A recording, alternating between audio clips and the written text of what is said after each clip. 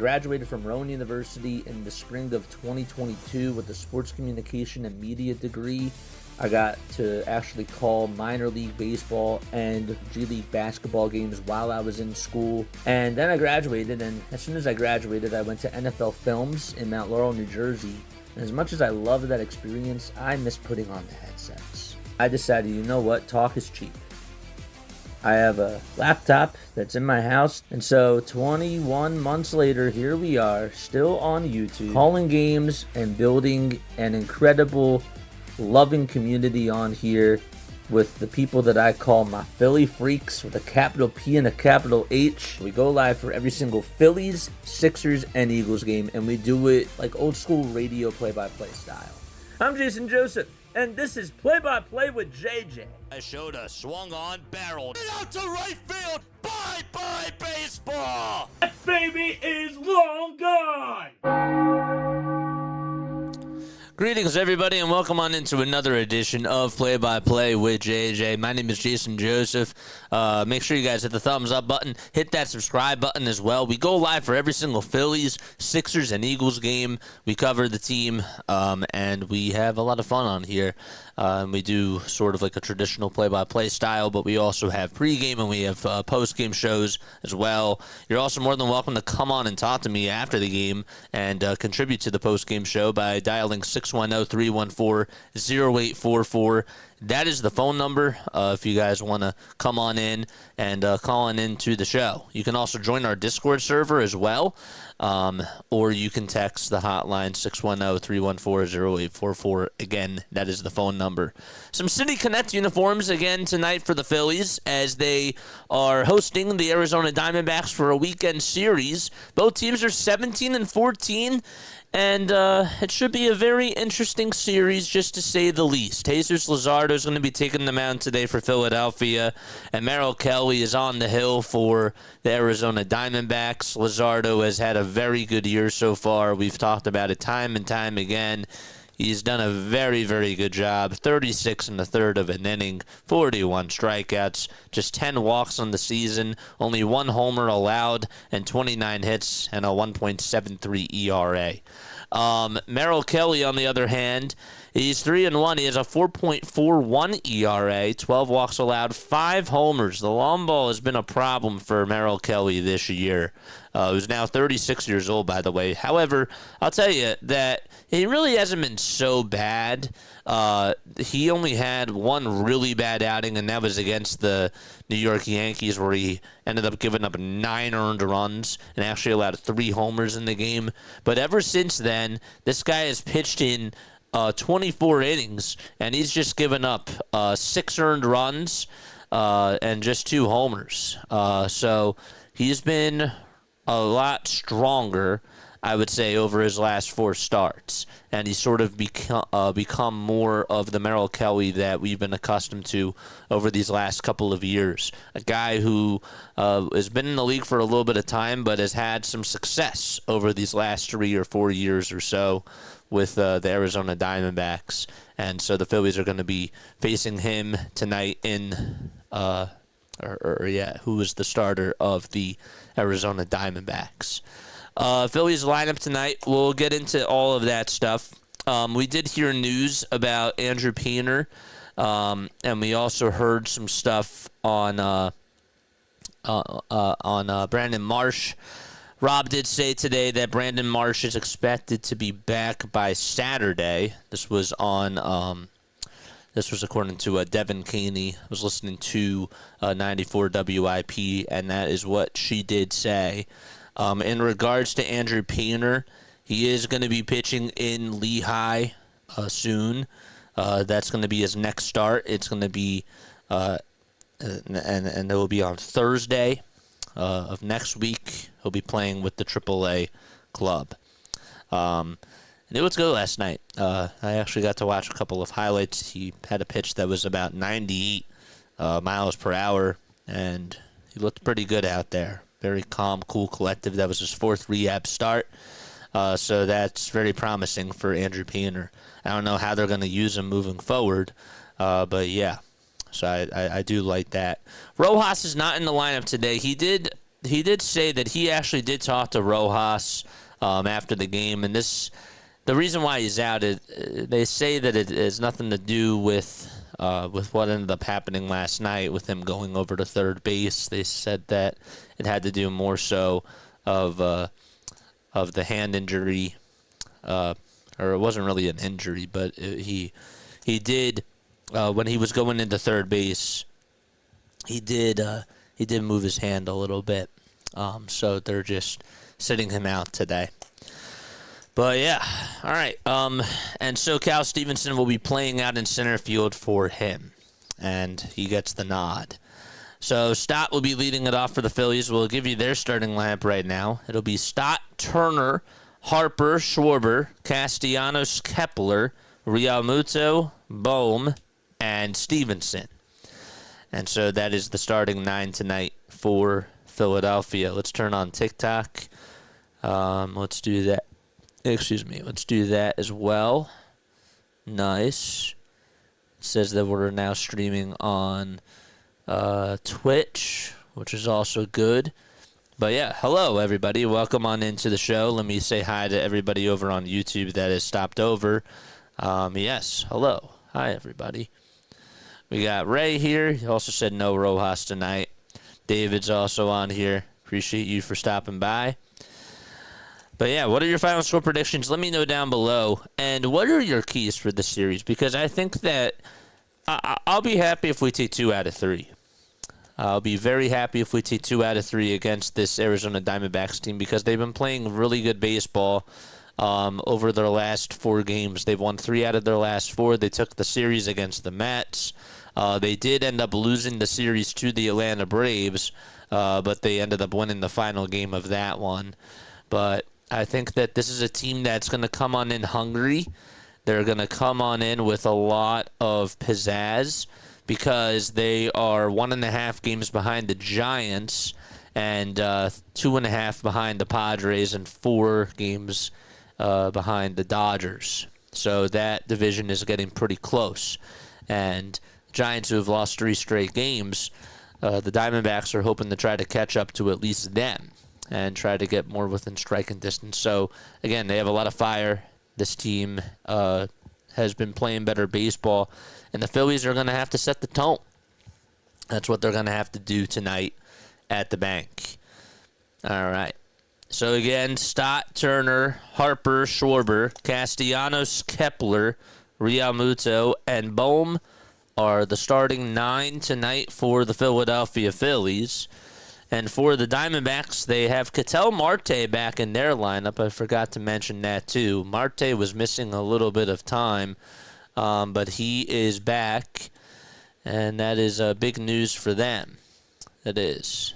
They welcome him back for the series opener. He had an injury that he suffered back on April 4th. It was a grade 1 left hamstring strain. And he suffered that injury when he was rounding the bases against the Washington Nationals. It's 84 degrees out at the bank. Humidity is at 36%. Winds are blowing southwest at 10 miles per hour. Still sunny outside as nighttime is ready to come upon us in just a little bit. Again, the Phillies are in their City Connect uniforms. There's a beautiful camera shot over at first base. So, again, it's Marte, Carroll, Randall Grichuk, Eugenio Suarez, Josh Naylor, Gabriel Marino, Lourdes Gurriel Jr., Alec Thomas, and Geraldo Perdomo, who are as the starting 9 tonight for the Diamondbacks. And the Phillies will have Luzardo go out there on the mound. All right, I'm going to take a very quick step off, but when we come back, we'll have first pitch for you. Be right back. Don't go anywhere.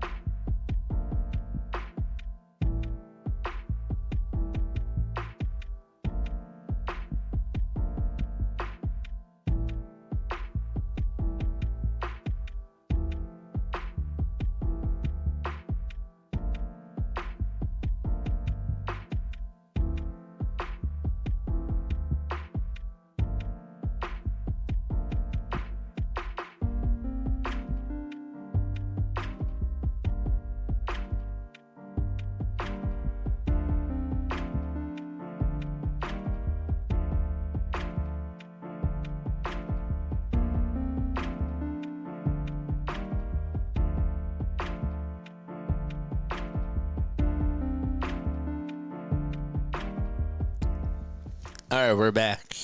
Again, for the Phillies are in their City Connect uniforms. Phillies lineup, they have Stott, Turner, Harper, Schwarber, Castellanos, Kepler, Realmuto, Bohm, and Stevenson.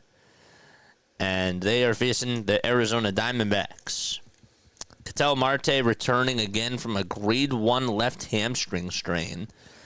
And Luzardo is on the mound, throws the first pitch. It's a line drive out to left field for a base hit. And Ketel Marte starts things off with a single on the very first pitch of the game. The first pitch is underway. And the Diamondbacks have a base runner. All right. Let's go to the box score. That's better. Cool stuff. All right. Are we good? Are we live? Yeah, we are. Okay, cool. First pitch is in there for a strike to Corbin Carroll. Carroll takes the next pitch just outside for a ball.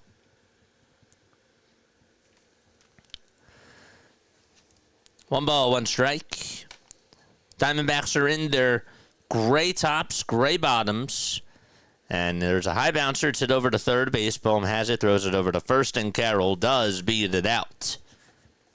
Carroll is fast. He has wheels. And he gets on with an infield single. And Randall Grichuk is coming up.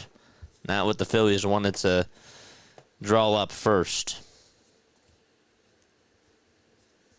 That's how you hustle. It's one of the fastest outfielders in the game, Corbin Carroll.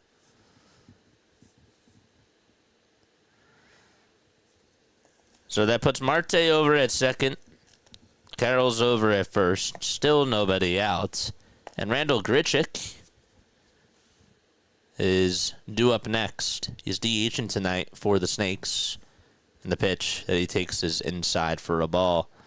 Grichuk, 33 years old, started off his career with the St. Louis Cardinals from 2014 to 2017. And he takes the next pitch in there for a strike. Then spent 4 seasons, I should say, with the Blue Jays and 1.5 with the Rockies before going over to LA to play out in Anaheim. And he's been with the Diamondbacks since 2024. 1-1 pitch. That's in there for a called strike.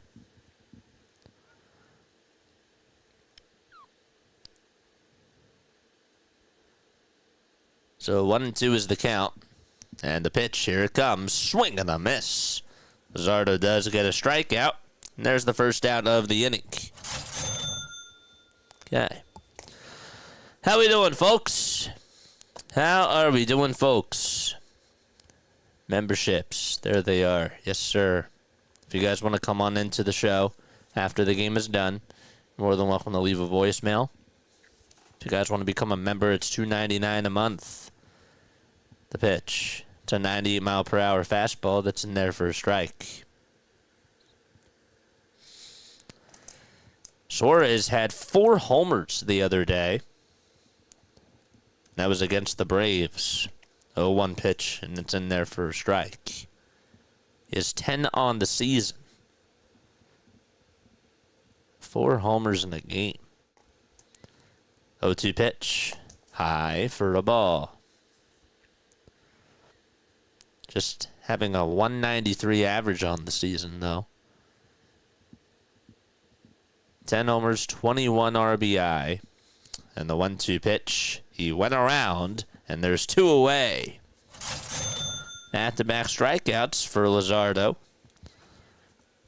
And Josh Naylor, the former Guardian, is coming up. Looked like that fastball was just aimed right at the letters over on the inside part, and Suarez was guessing. Naylor comes up, and the first pitch is a sweeper that he chases out of the zone for strike 1. Liked how that sweeper was released from his hand. Naylor has played in 30 games, has a .319 batting average, 4 homers, 19 runs driven on it.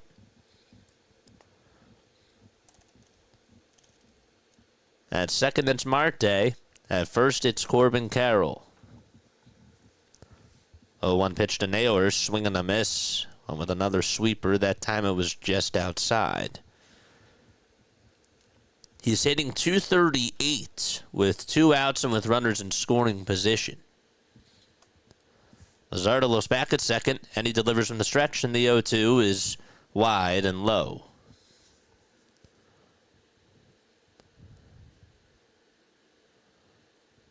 1-2 is the count. Has a black sleeve on his left arm, red batting gloves, and the 1-2 to Naylor, swing and a miss. Luzardo, after allowing 2 singles, strikes out the side, and we're going to the bottom of the first.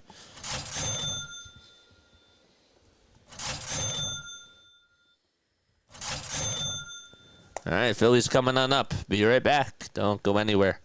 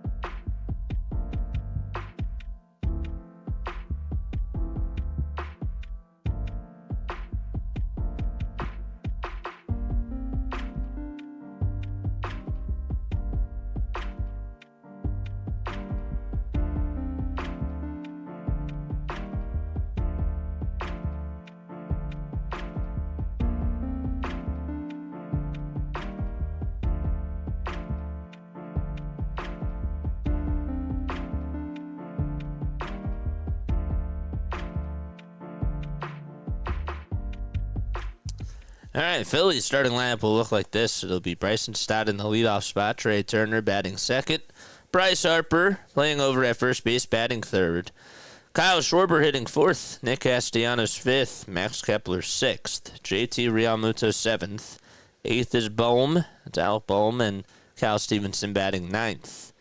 And here's Merrill Kelly, who's on the mound for the Diamondbacks, as he throws the first pitch to Stott, and it catches the outer third of the zone for a strike. Stott has done a much better job in the leadoff spot. Has been a hitting machine. 0-1 pitch. Foul ball. Merrill Kelly on the mound for Arizona. A right-handed pitcher.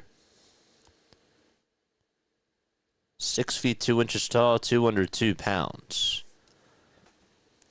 0-2 pitch. High and away for a ball. Last year, Kelly went 5-1 and had a 4.03 ERA in 73 innings. Here's the 1-2 pitch, and Stott just stays alive.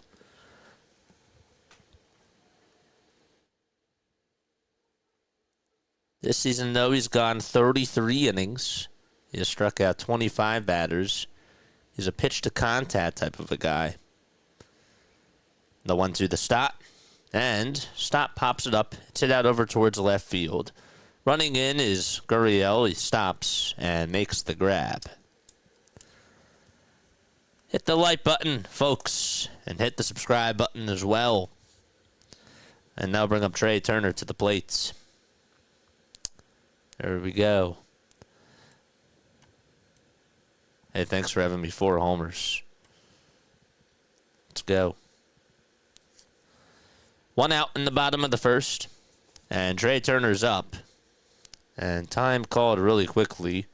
They're moving the bags back behind the mound. right on the top of the hill. The pitch, and it's high for a ball.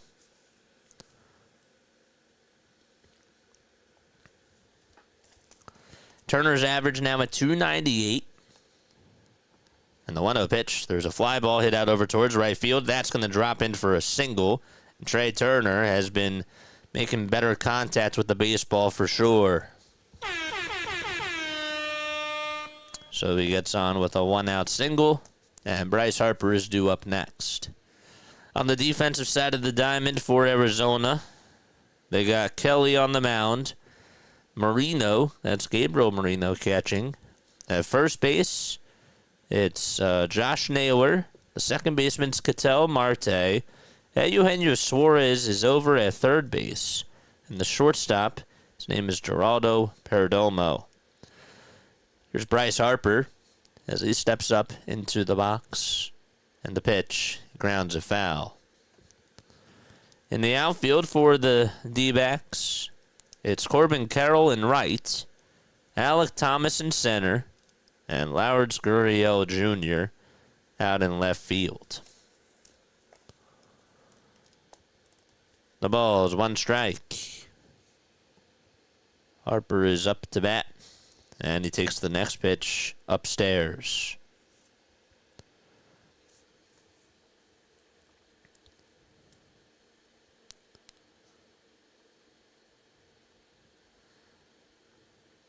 Bryce is just 1 for 10 against Merrill Kelly.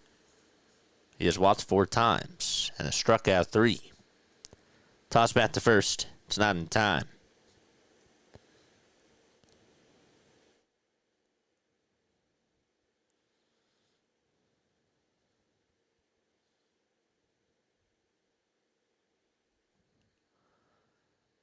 One, foul ball.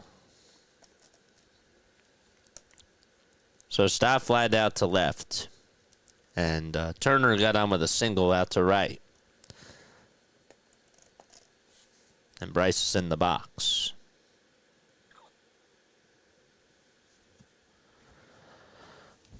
One ball, 2 strikes. Time called by Harper. And I'll reset.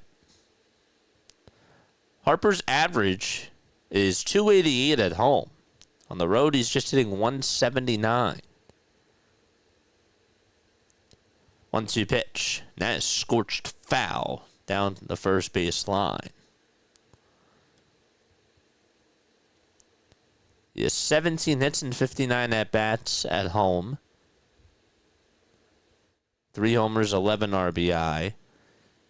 And he's 10 for 56 over on the road, with 2 homers and 5 RBI.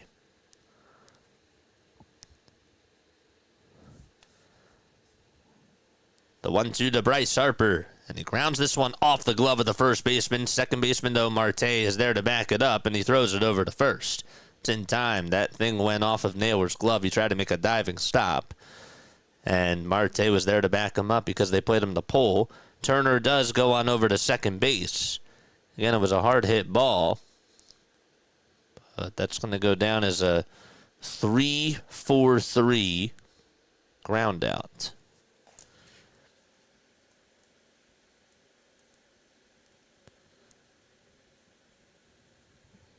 Here comes Schwarber, and he takes wide for a ball. It's a sinker.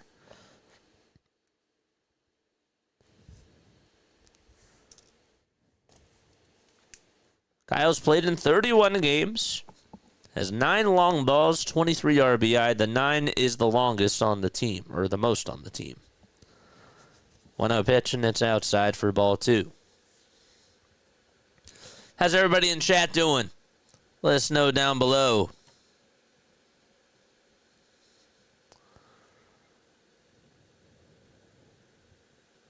I'm out at the bar watching, but watch to check in and say hey. Go socialize with people at the bar. 1-1, and that's outside for a ball. Thanks for saying hi. Appreciate you. But, I don't know, be social.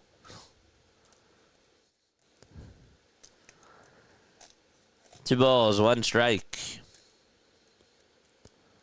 And the pitch to Schwarber, fly ball hit out over towards right field, and Carroll can't make the catch. It goes over his head. Turner will jog on in to score. Schwarber goes over to second, and that thing was a rocket hit out over to right field. It's an RBI double by Kyle Schwarber.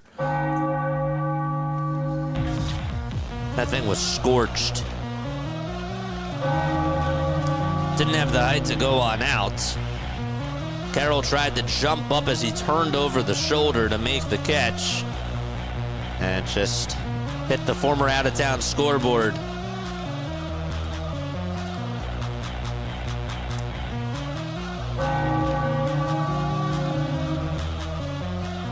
Here comes Castellanos, and Nick takes the first pitch outside for a ball. And that makes the count 1-0. Let's go, chat. Charge! 1-0 pitch to Casty. Line drive played on the bounce, though, by the third baseman, Suarez. He throws it over to first, and Castellanos is out. The side is retired, but the Phillies do get a run on an RBI double by Kyle Schwarber. And we're going to the top of the second, 1-0 Philadelphia.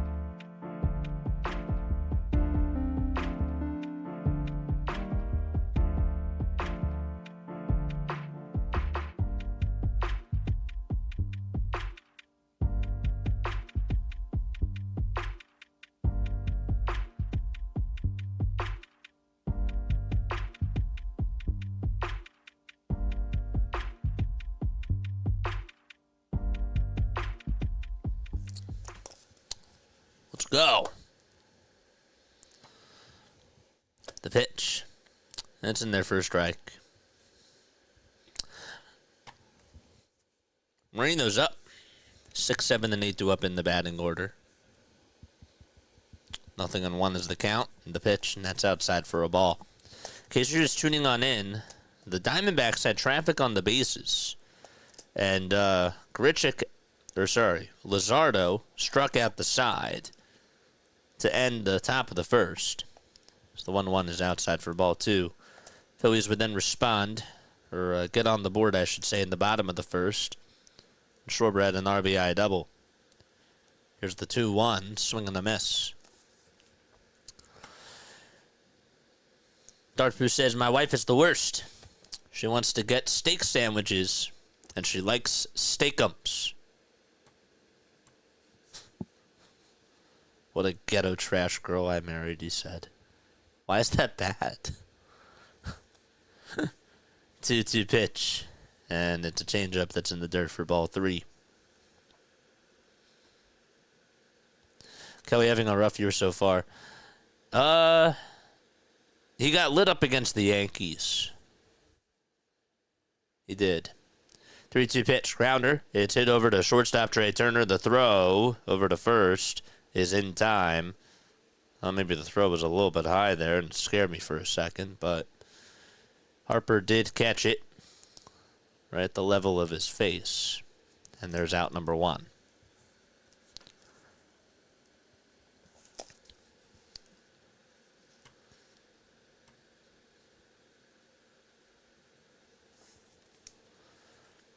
Comes Lourdes Gurriel. Takes the pitch inside for a ball.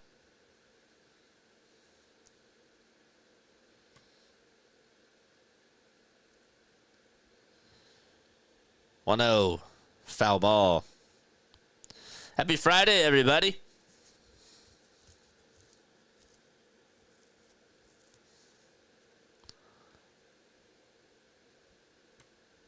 Yeah, hardcore. They've won 3 out of their last 4 games.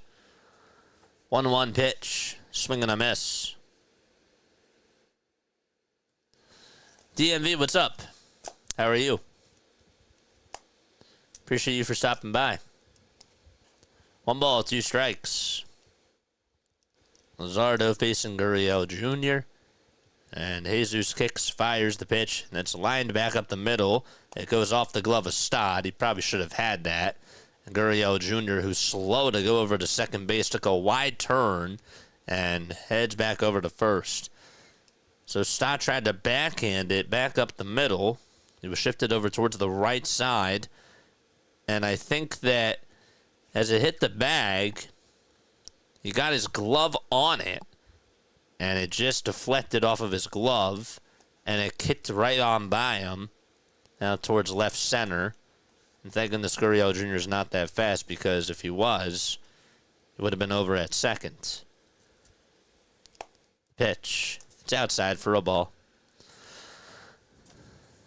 I get blocked out of any Phillies, any West team, American National, home or away. Blackouts stink. They do. 1-0 pitch, and it's high for a ball. But you know what? We're never blacked out. At least not on. At least not covering the team wise. 2-0 pitch. It's up high for ball 3. Maybe that wouldn't be a good thing if I was blacked out on here.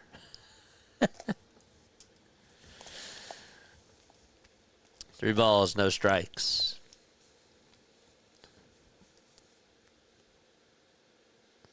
But we cover the games. We always got you covered, folks. 3-0 pitch. It's in there for a strike at 97 miles per hour.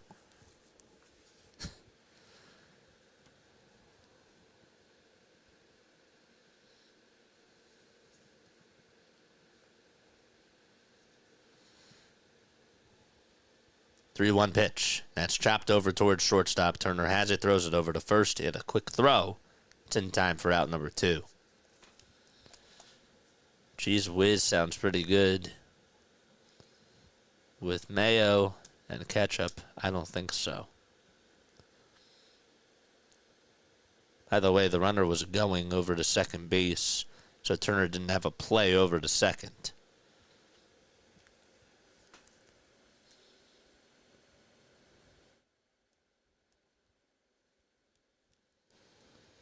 Here comes Geraldo Perdomo. Batting .275. Hitting over on the right side. He's a switch hitter. He's 5 homers on the season. Luzardo kicks and delivers. First pitch was a strike. Second pitch is just inside. Excuse me.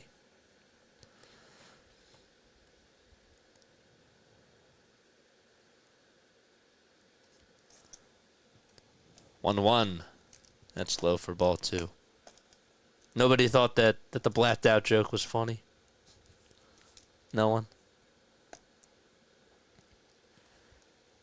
2 balls, 1 strike. Here's the pitch. And it's a sweeper that's in there for strike 2. I thought that was kind of funny. It's alright, I'll get you.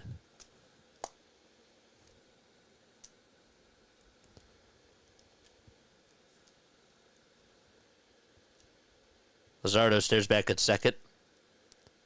And now back to the plate. And the pitch is up high for a ball. DMV says I did. I figured you did laugh.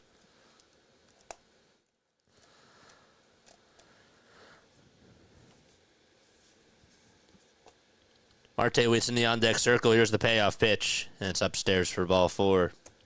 So there's runners at first and second for the second straight inning in a row.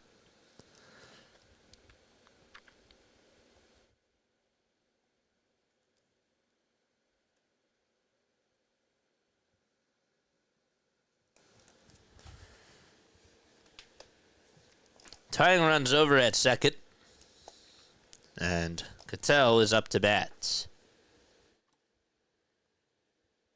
Tell you what, when Marte's healthy, he's a very, very good hitter.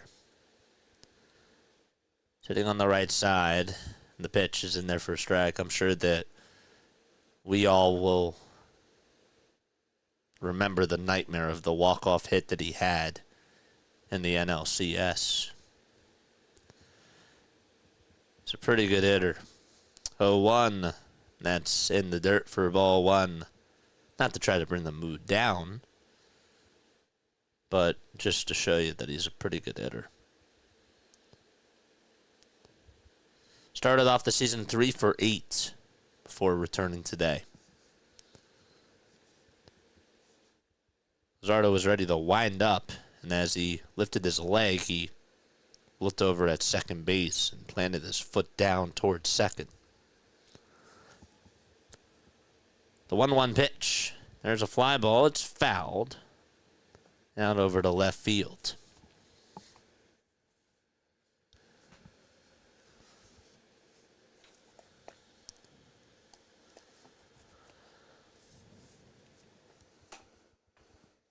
Time called. This is Cattell's 11th season. It's hard to believe he's been in the league for that long, actually. Started off his career with the Mariners. 1-2 pitch. It's in the dirt for ball 2. He's been with the Diamondbacks since 2017.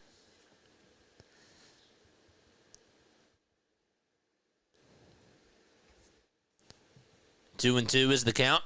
And the next pitch is released high from Luzardo at 98.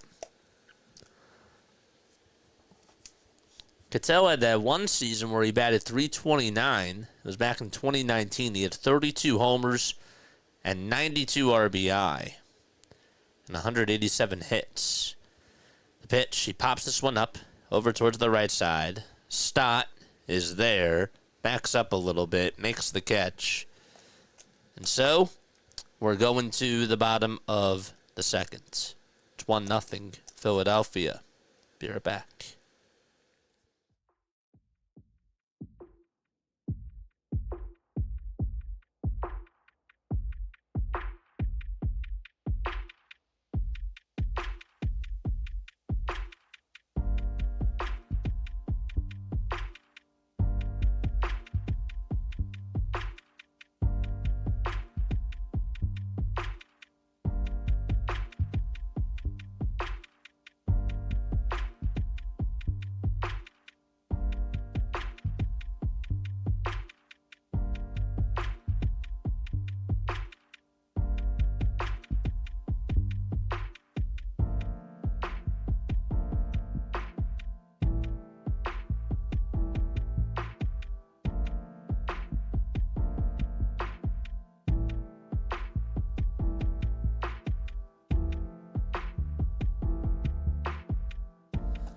Folks, remember to hit the like button and to subscribe to the channel. We are 2 subscribers away from 5,600.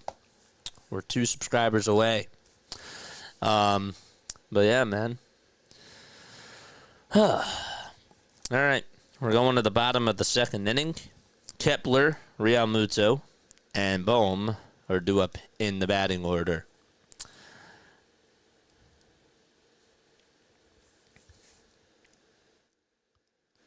About the LA Kings losing again last night. For those of you that are hockey fans, it's like the 4th year in a row that they've lost in the first round. It's crazy. Watched the end of that game too. Saw the late goal that was made in the third period, and then the Oilers walked it off on an empty netter. Got to listen to that in the car. Kepler is in the box. We start off the bottom of the second. And the first pitch to Max, swing and a miss. Max versus Merrill. Tonight, the Winnipeg Jets are facing the St. Louis Blues in Game 6 of the NHL playoffs. The pitch to Kepler. There's a fly ball. It's hit out over towards straightaway center field. And Thomas goes in front of the track, makes the catch. And there's out number 1.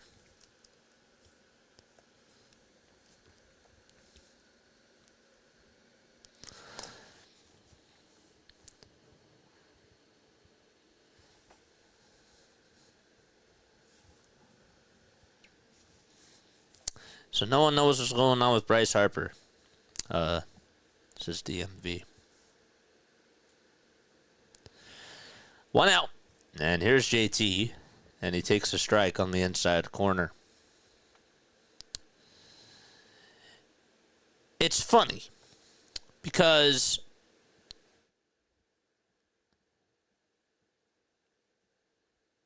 media, as the pitch is grounded over to third base by JT. It's played on the hop by Suarez. He throws it over to first. It's in time for out number 2. The media is not really hard about it. Like, they think that Bryce is going to come around. They really do. But, I'm listening to some of these talk shows today, and I'm listening to some of these other podcasts, and it's like that they think that Bryce is going to turn it around. And the fan base, on the other hand, for the most part, is concerned. And most of these media people are not. Which I think is kind of funny. I do. 1-0 pitch, and that's taken on the outside corner for a called strike. So, they're not as concerned. But the fans are. Most of them. 1-1 pitch. It's taken low for ball 2.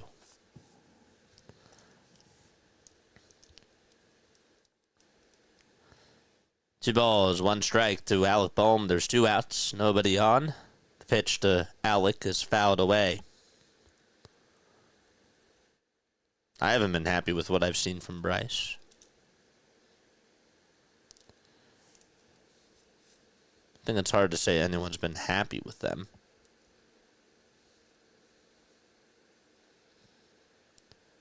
I'm with you, DMV. I'm with you. 2-2. They try to appeal. Did Bohm go? And they say no.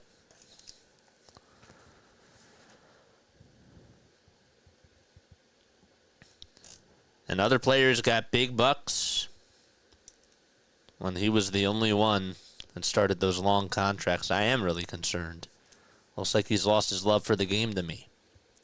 That's what DMV says. The pitch to Bohm. Fly ball hit out over towards right field. It was hit sharply, just lined right at Corbin Carroll. He's wearing his sunglasses. And there's out number 3. Phillies still lead it 1-0 as we go to the top of the third. Carroll, Grichuk, and Suarez due up in the order. Excuse me. Let's actually put up a poll. Let's do that right now. Because I'm curious just to see how you guys feel about this. Let's do this.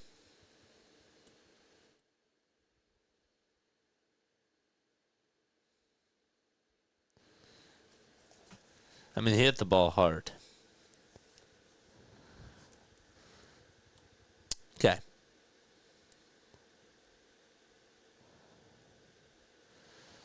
AK, what's going on, man?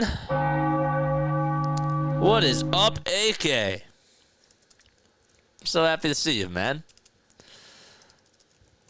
Are you worried about Bryce? Guys, go subscribe to AK. That's my guy. He does an awesome job over on these YouTube airways, man. You should go follow him. He's really great. He's a good guy. He's a great person, and I consider him to be one of my good friends here on YouTube. You know, he's a great person. All right, are you worried about Bryce? A lot of the media members, as I mentioned, they're not worried. But are you? Are you? What's up, James? What's up, man? Is that what you call it? Applebee's with the C and the R in front of it? Really? I like Applebee's. Pitch is in there for a strike. Who doesn't like Applebee's? There's people that don't... I didn't think that there were people that actually didn't like Applebee's out there. Pitch is in there for a strike to Corbin Carroll. Are there people that actually don't like Applebee's? 1-1 pitch. That's taken down low for ball 2. Is there something new that I'm learning about my viewers? Follow Hardcore Sports Network first. Appreciate you. But I'm on my way back still. 2-1 pitch. There's a foul ball.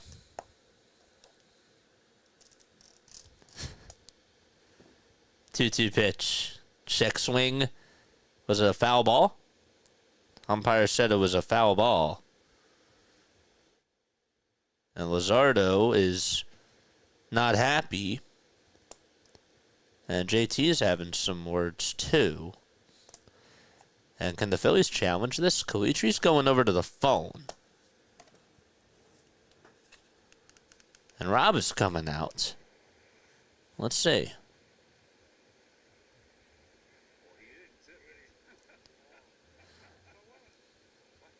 Oh, were they calling interference? He didn't tip it. It's 2 balls, 2 strikes. The pitch has popped up. It's hit outside over towards the third base side, and it's out of play. I don't think we got a piece of it.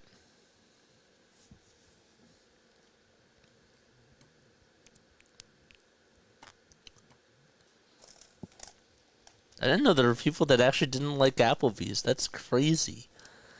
2 balls, 2 strikes. And that pitch is fouled off. JT can't catch it.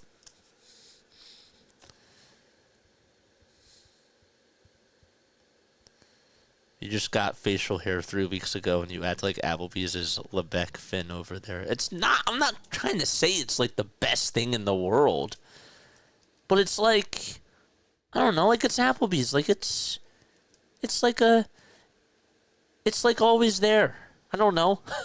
You know, it's like a friend. You know, if you ever don't know like where to go, like Applebee's is just, I don't know. I'm not telling you it's the best thing in the world. I like Ott's and I like other bars, but it's okay. Appetizers at Applebee's are still a thing. 3 balls, 2 strikes. And the next pitch is outside. However, it's a called strike 3. And Luzardo gets his 4th strikeout of the day. I don't know how that was a strike. Oh, brother. That was clearly off the plate. Run, baby.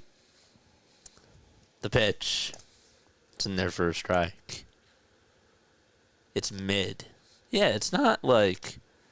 It's not great. It's not bad. It's alright. It's nice. The pitch to Grichuk. There's a line drive base hit back up the middle. Play it on a bounce by the center fielder, Cal Stevenson. And so there's a 1-out single by Randall Grichuk. They've been using him against lefties because that's where he's had a lot of success. Torey Lovullo has decided to put him in the lineup. And it's worked out more times. Pitch to Suarez, and he lines it foul. Olive Garden cooks it food. Macaroni Grill better than Olive Garden. And, of course, better than Applebee's.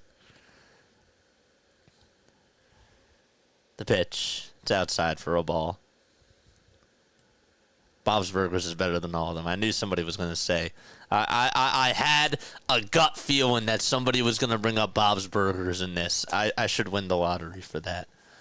I don't know. I was like, wait, what are the odds? And I was like, you know what? I bet you somebody's going to bring up Bob's Burgers. Pitch is in there for a strike. Chili's baby back ribs. Toss back over to first. And no tag applied. Applebee's has amazing potatoes, says AK. And some of their food isn't too bad, but I think that there's better food. No, absolutely. Like, I agree. Like Shady Maple. Yes. And I cannot wait to go to Shady Maple. 2 balls, 2 strikes. Speaking of Shady, my man Rising Rhino just, pops on in. What's up, man? But you're not Shady. What's up, Rising Rhino? 2-2 pitch. Swing and a miss, and Suarez strikes out. Hit the thumbs up button. Hit the subscribe button as well. I want my baby, that baby, that baby. Drop that link down below, Rising Rhino. You know what to do. 2 outs. And the pitch is up high for a ball. Folks, please go subscribe to Rising Rhino. He covers everything football. Everything football.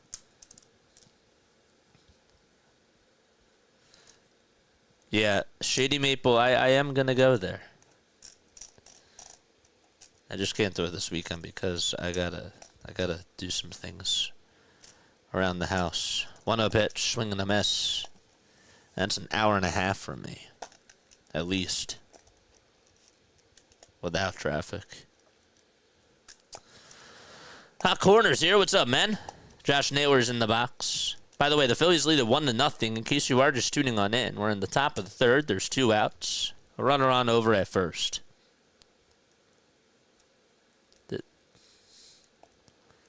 That place is magical. Well, this place is magical because you guys are magical.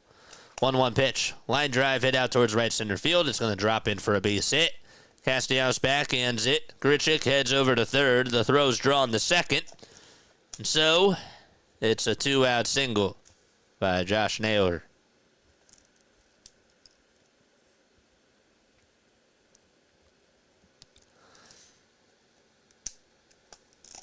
Sounds delicious.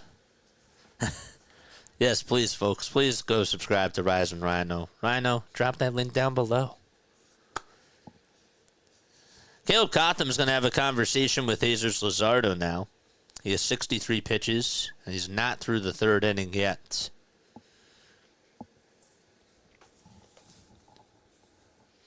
Okay, what is the best buffet place? What is the best buffet? What is the best buffet place?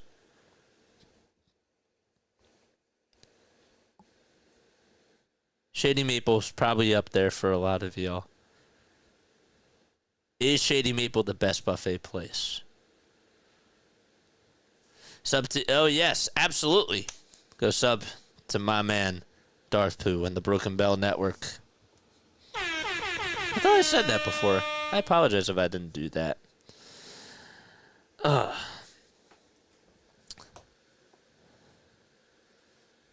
Bluebell. Yes. Old Country Buffet, says James. The pitch is inside for a ball. What's up, Ron Sexuals? I can't. 1 ball, no strikes. I don't want to go on a tangent right now. The pitch. It's just at the knees for a strike. NBA fan JJ was kind of happy that LeBron and the Lakers didn't win. Not for LeBron himself, but just mainly for ESPN and for all the conversation around LeBron. 2 balls, 1 strike. And the pitch, here it is. It's inside for ball 3. And Naylor does swipe second without a throw. Didn't even see him go.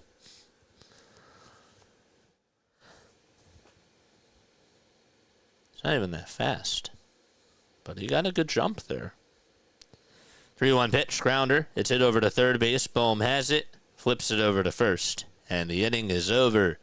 So that's 3 innings in a row where Luzardo had 2 runners on base. And he was able to get out of the inning without a scratch. We're going to the bottom of the 3rd. And the Phillies lead at 1-0. Ruby Tuesday is a tweeter. I like Ruby Tuesdays. Some of them are really good, like TGI Fridays. TGI Fridays is not bad. There used to be a buffet near me that was always busy, and the Amish liked also. Huh. Buffet. Golden Corral. Golden Corral. I used to love Golden Corral. That was like... That was something that like, you know, when you were a kid, like Golden Corral was really good. And some of you guys might disagree with this, but as you get older, it's like, it's Golden Corral. Like you can do better than that, you know.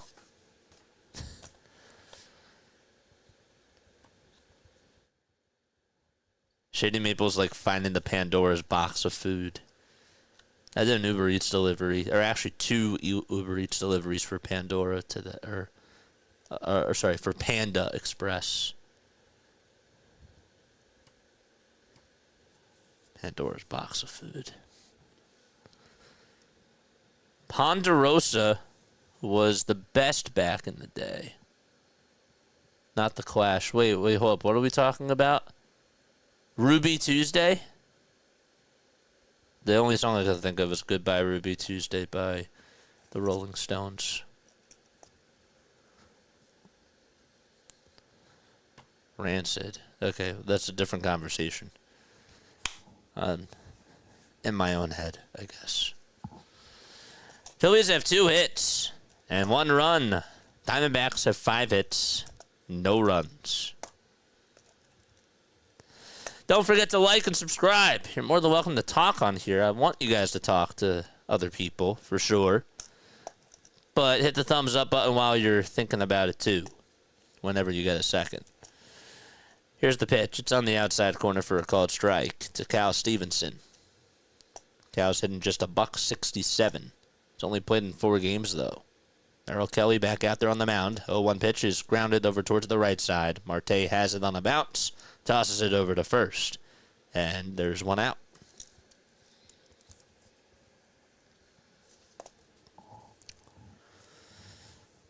No, I agree. A long time ago, Golden Corral was amazing. And I don't know if you guys remember Bonanzas. Right? Is that how you said that? Yeah, it is Bonanzas. But they were amazing as well. I don't remember Bonanzas. That I don't remember. Here's Bryson Stott. The pitch is down low for a ball. I do have a hot take, though. Okay. PDQ chicken. I don't think it's that good. I know some people really like it. I don't think it's that good. Tried it a couple times. I don't get the hype of that. 1 ball, no strikes. The next pitch is taken for ball 2. The pitch after that was inside and low, but Stott swings at it.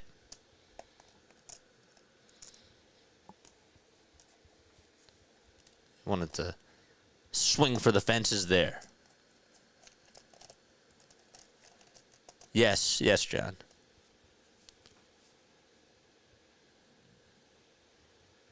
Two-one pitch. Nat catches the outside corner. That was a nice changeup. Got the knees. Kelly just had 34 pitches. Have to be aware of Luzardo's pitch count.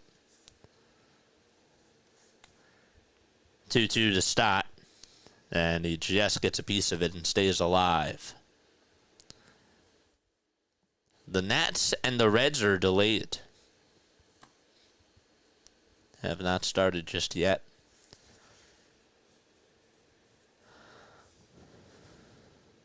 Two-two pitch on the way. Swing and a miss. And Stott does strike out. After being ahead in the count 2-0. There's 2 outs. He does strike out. Applebee's is definitely not something to go out of your way for, says Patricia. What's up, Patricia? Haven't seen you on here in a little bit. How are you? The pitch. It's grounded over towards the right side. Naylor has it, flips it back over to Kelly, and Kelly actually was able to get on over to the bag. That was a pretty nice play. And so, another 1-2-3 inning for Merrill Kelly, and we're headed to the top of the 4th. 1-0 Philadelphia.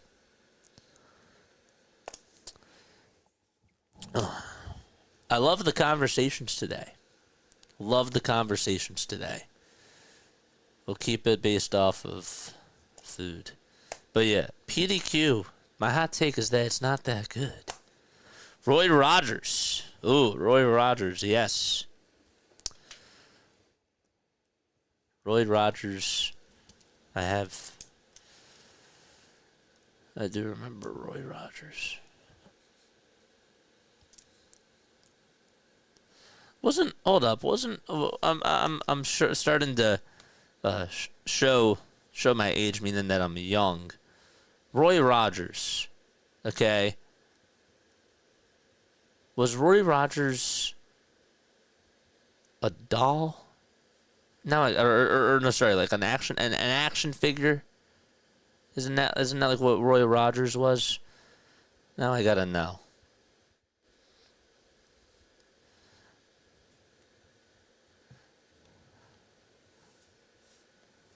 I gotta know now. He was a singer, a TV host, and rodeo performer. Roy Rogers. Why do I... Was an old TV cowboy. Okay, yeah, there we go. Okay. Roy Rogers. I'm thinking of like the Elton John song now. Okay. Now I kind of remember. He was a cowboy. Yeah. Thanks for telling me.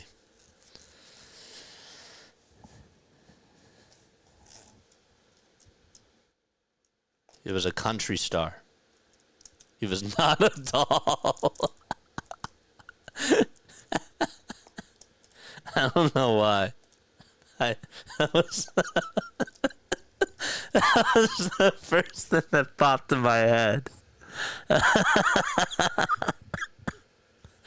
The pitch. It's inside and low for a ball. 1-0 pitch. There's a ground ball down the left field line. That's a fair ball. And rounding first, heading over to second base is Gurriel Jr. And Kepler finally gets on over towards the ball. And so the tying runs over at second base. Oh, boy. Hit that thing really sharply. And it actually somehow stayed on the line. It bounced 3 times right on the line. And after the second bounce, it passed third base. And yet it was still on the line. I've never seen a shot like that. There used to be a bunch of restaurants in PA that Kenny Rogers owned, but I forget what they were called. It was close to Roy Rogers, though. The ground round in Reading was replaced with an Applebee's go-figure. Pitch, it's in there for a strike. The ball is 1 strike to Alec Thomas. And the toss bat to second, and it bounces off of Turner. And safe at second base is Gurriel Jr. That got a piece of tray.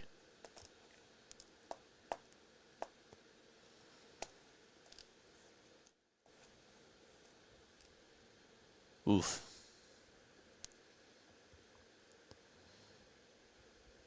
Didn't get a glove down on it. He actually tried to jump on over the baseball. I don't know what he was doing. The pitch. It's outside and low for a ball. Luzardo has had a lot of base runners tonight. 5,600. We did it. Nice. Thank you so much. Appreciate it. 1 ball, 1 strike.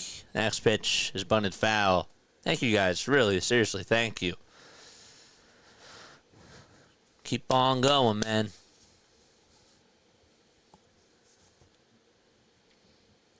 One ball, 2 strikes. Thomas in the box. The pitch. It's grounded over towards the right side. Stott has it, throws it over to first. And there's one away. Let's go. We will never, ever have a J-Roll, Utley, and Howard trio again. The best, in my opinion. Trios? I'm biased. They're the best. They're the best because they won. Tell you this, though, you can't go wrong with Halladay, Lee, and Hamels. That's pretty good, too. The ball is 1 strike to Geraldo Perdomo. And the 0-1 pitch is inside for a ball.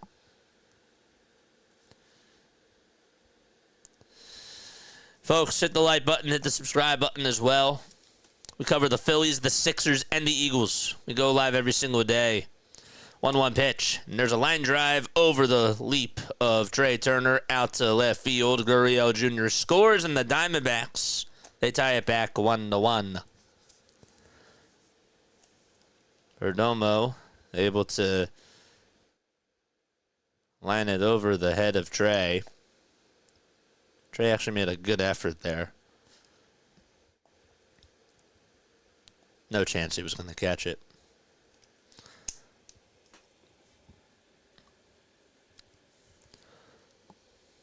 Here's Marte, who chops this one over towards third. The throw, the second, there's one. The throw back to first. In time for a double play. 5, 4, 3, around the horn we go. And we are going to the bottom of the 4th inning. All tied up at 1 apiece.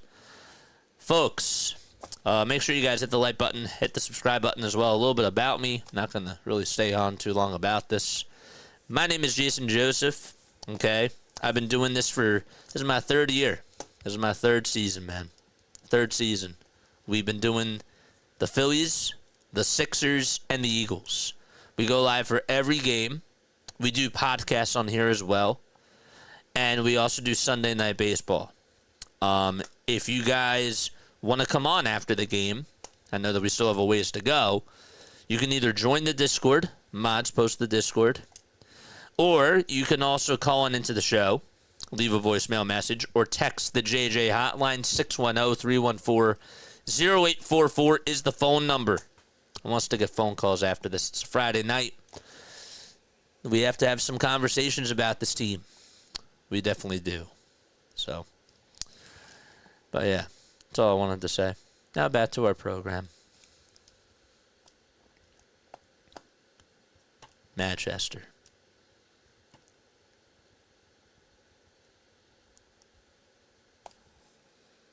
Let's go. As I say all the time, none of this is possible without you guys. Can you guys believe that this is our 3rd year? This is our 3rd season doing the Phillies. I feel like yesterday was the first day I did this, honestly. It's pretty insane.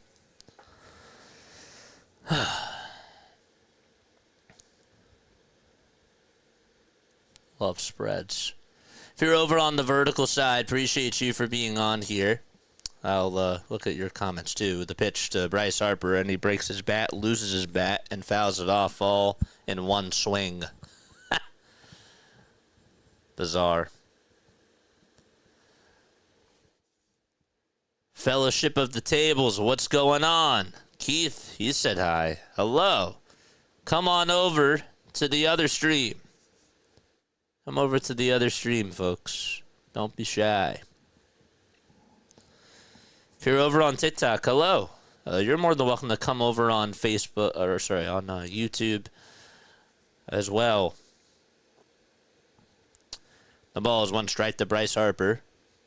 He's sitting the bat a little bit higher. He's not resting it on his shoulder. Just wanted to mention that. 0-1 pitch. That's inside and low for a ball.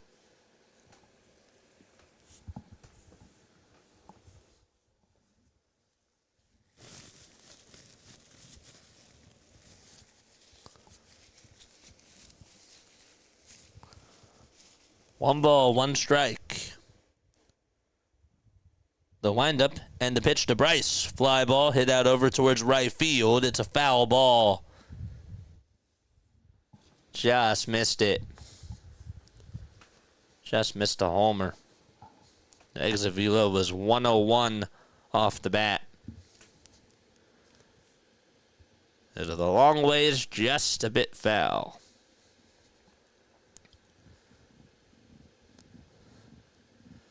Next pitch to Bryce, and he serves this one out towards right field, and it drops in for a single. It's played on the bounce by Corbin Carroll, and Bryce, nonetheless, finds a way to get on base. I was thinking that maybe that Merrill Kelly would go a little bit more so outside, but decided not to.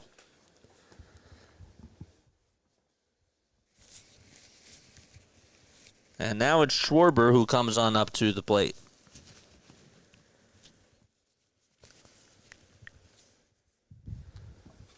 The pitch to Kyle. It's up high for a ball. How about Spencer Jones going oppo taco? Just got his 9th homer of the season, Spencer Jones. 1 ball, no strikes to Kyle Schwarber. The pitch, ground ball, hit back over towards the mound. The throw to second. There's 1. The throw to first, not in time. It took a bounce off of Josh Naylor. Perdomo, as soon as he caught it, he sort of lost his footing. The throw was low, nonetheless, by Merrill Kelly. It was a low throw. And Perdomo tried to throw it over to first, and Schwarber actually beat it out.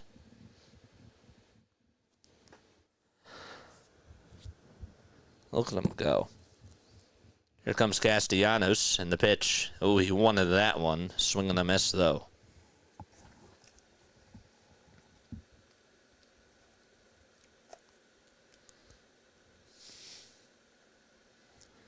The ball is 1 strike to Nick Castellanos. The windup and the pitch, down and away.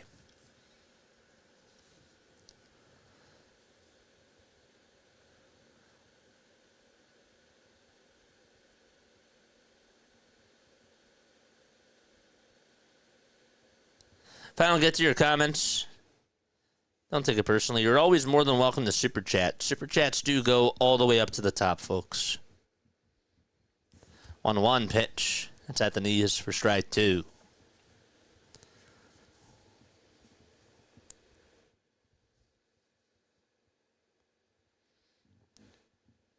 Here's the 1-2 to Castellanos. He pokes it foul. The White Sox are debuting their new City Connect jerseys tonight. They're like dark red and black. Think about it like this. If the Chicago Bulls had baseball uniforms, that's what it looks like. As far as the jerseys go. 1-2 pitch. Skied over towards right center field. The catch is made by Ketel Marte. Made a basket catch there. And there's 2 outs.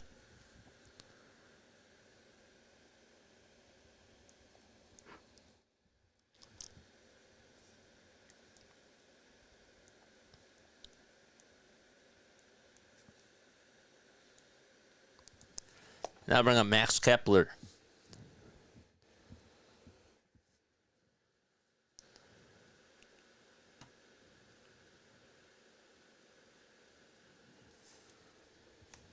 Two outs. Schwarber on over at first. The windup from Kelly and the pitch. It's above the zone.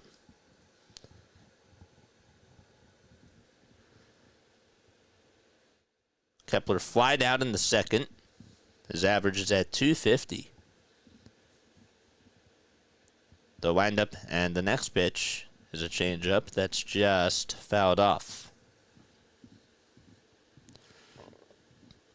Mod Squad, how we doing on the likes? How we doing, folks?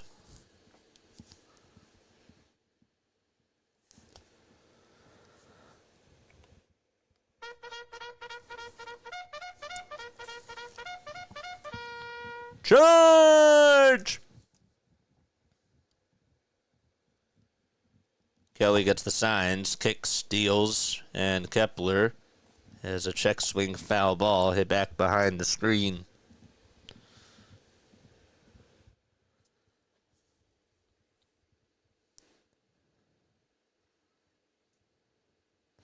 Phillies really aren't working Kelly in regards to his pitch count. Would like to try to see them take advantage of him a little bit more when he's leaving pitches out over the middle of the zone. Capitalize on those mistakes. 1-2 pitch. It was a little bit outside, but it's a called strike 3 anyways by the home plate umpire. Inning over, side retired, and we're going to the top of the 5th. It's 1-1 out at Citizens Bank Park. It's time for On This Day in Phillies History, folks. On this day in Phillies history, of course, from Broad and Pattison. Today is May 2nd. In 1957, on May 2nd, Robin Roberts fanned 13 batters in what was a 4-2 win over the Chicago Cubs, and that tied a club record. Robin Roberts also recorded the team's only assist on a 9th-inning groundout. The two teams set a league record with only 6 assists between them. In 1970, Tim McCarver left the game in San Francisco after breaking his hand on a foul tip. 3 batters later, his replacement, Mike Ryan, had to leave when he broke his hand after being spiked on a play at the plate. The guy who finished the game, his name was Jim Hutto. Don't know if you guys remember him or not. And then one more. How about this? Dylan Cousins. Do you guys remember Dylan Cousins? In 2018, Dylan Cousins hit 3 homers at AAA Lehigh Valley, and that was the first 3-homer game in Iron Pigs history. Cousins drove in half of the team's runs in what was an 8-6 victory. Dylan Cousins. I was thinking about him actually the other day, and like not even joking. It's like one of those prospects that, again, the Phillies had high praise for, and it just never worked out.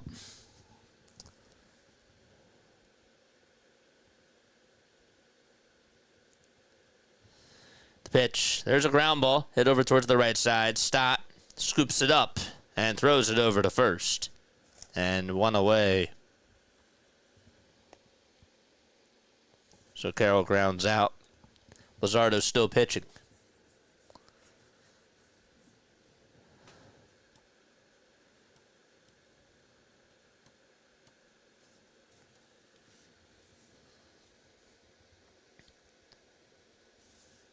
The pitch. It's in there for a strike. Cozeens. There's actually another Dylan Cousins. Plays ice hockey. He's on the Ottawa Senators. The ball is 2 strikes to Randall Grichuk. 1 out, the windup, and the pitch. It's a sweeper that bounces in the dirt.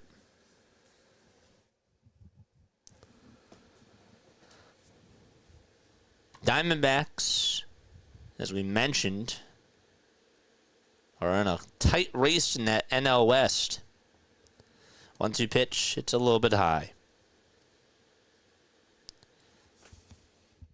On paper, they have a very good starting rotation. One of the best in baseball. 2 balls, 2 strikes, and the pitch. There's a grounder. It's it over towards the right side. Stott has it, fields it, throws it over to first, and out number 2 is recorded. I mean, on paper, Zach Gallen, Corbin Burns, Merrill Kelly, Eduardo Rodriguez, and Brandon Pfaadt. It's a pretty good rotation.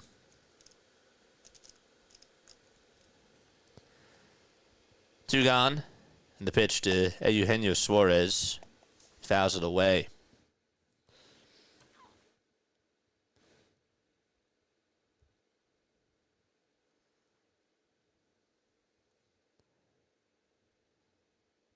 The ball is 1 strike. The pitch. It's a foul ball.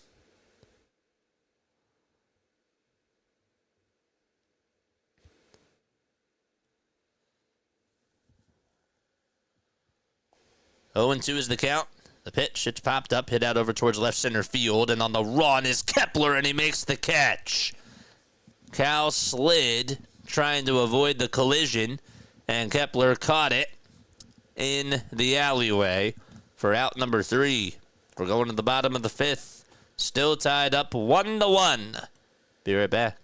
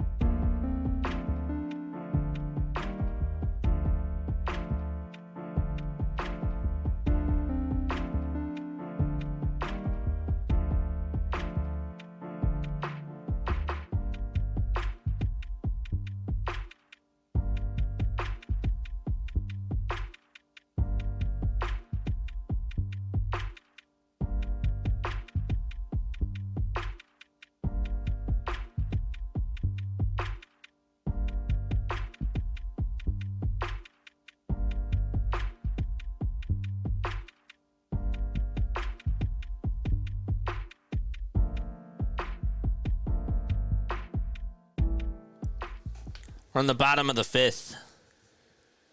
Our catcher, JT Realmuto, is up, not Milk Lieberthal. 1-0 pitch. That's taken outside for ball 2. You know, if I ever get Mike if I ever get Mike on here and I interview him, I'm gonna have to tell him that Larry misspelled his name in the chat and said Milk Lieberthal. Just kidding. 2 balls, no strikes in the pitch. Foul ball. I'm excited for the Jets game tonight. 2-1. It's popped up. It's hit out over towards shallow right field. Carroll says he has it, and he does. And he makes the catch with the bright red glove. Right, he says he needs some milk. Milk Lieberthal.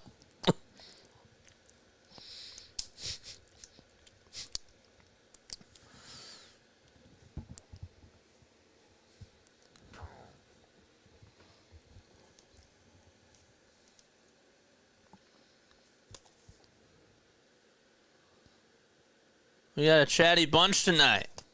It's good. That kid looks happy. Here comes Alec Bohm. The first pitch he takes is way up high and inside.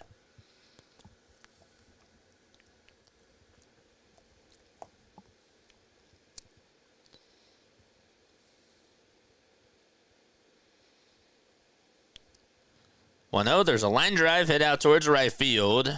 And again, Carroll covers ground, a lot of ground, and makes the catch. Another line out by Bohm. Again, just not getting the results.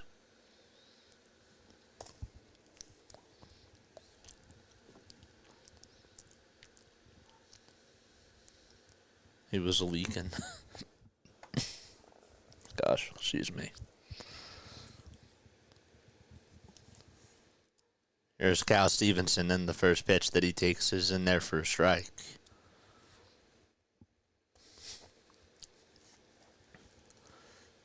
Kelly comes set and fires, and Cal is going to ground this one over to left field. It takes a weird bounce in front of Gurriel Jr., and then bounces off of his leg. Doesn't bounce too far away from him, though, as he maneuvers over towards the ball. And Stevenson does get on with an opposite field single with 2 outs. Let's see. Again, off the end of the bat. Followed through with the swing for sure. No. Gurriel Jr. was sort of trying to slow up. I think that he thought that was going to bounce a little bit more towards the front. Or a little bit more in front of him, but he almost got behind it. Toss back over to first, not in time.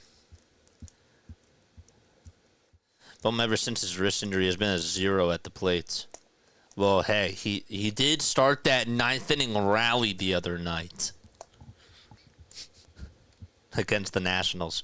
Oh, JJ, you're talking about the rally where, they blew it in the 9th, in the top of the 9th, and then in the bottom of the 9th, Bohm scored off of the air? Yeah, that rally. 2 outs, the throw back over to first. They say it was not in time. And I think the Diamondbacks are going to look at this. It was a good pickoff move by Merrill Kelly. Let's see, is Cal out? Is Cal out? I think he is. Cal was hanging off of first base. Good throw. Like a really good throw. And I think he's out.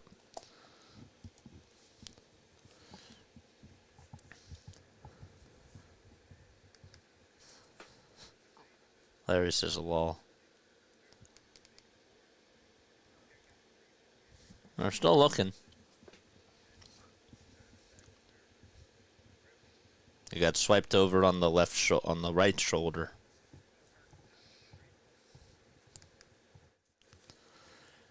No mention about the pitcher stepping on Bohm's hand during the slide home. That was not Bohm, that was Stott. Stott played the next day. He was fine. That was Stott. But yeah.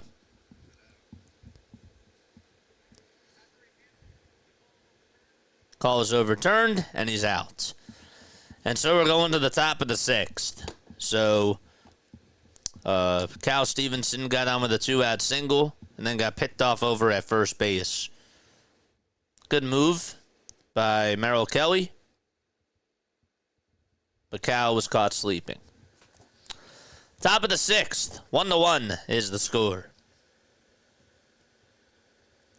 I stand corrected. Thank you. One thing I got to do is I I've realized on here that I'm not going to know everything, but I do kind of have this pressure on myself that I have to be perfect. If I call somebody out, it has to be for the right reason. And I have to really be right about things.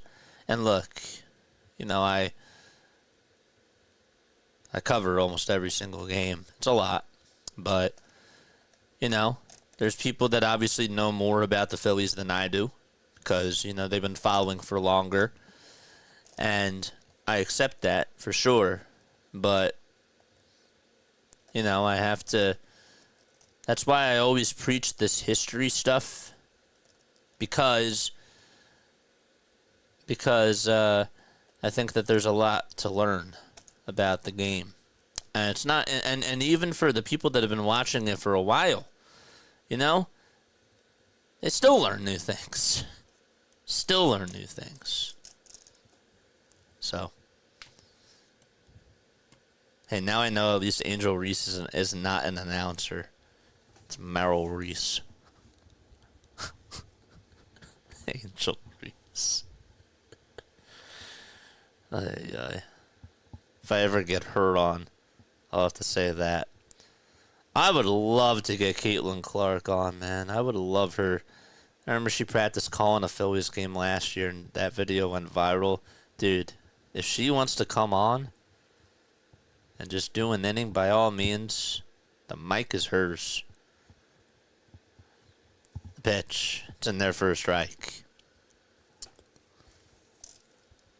You know, it's pretty bad when the conversation about the restaurants is more interesting than the game. Well, that's why we have these chats, folks. You know? That's exactly why we have these chats. Because this is a hub. This is a hub where people can get together and we can bond. You know? That's why I like this. So talking about restaurants is cool. Especially when there's not a lot of action or not a lot of good things going on tonight. Here's the pitch. Swing and a miss. Jesus Luzardo with his 6th punch out tonight.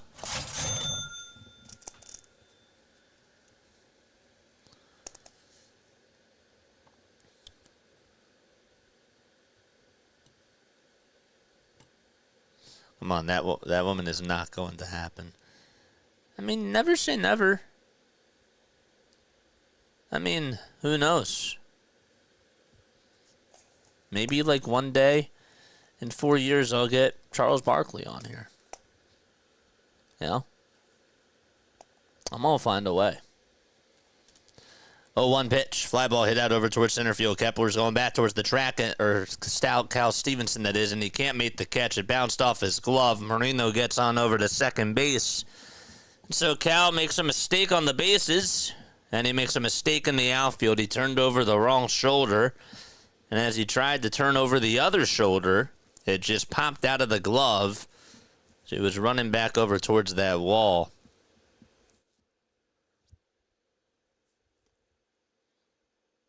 He actually angled it right on the second time, but he was just about one more step and he would have caught it.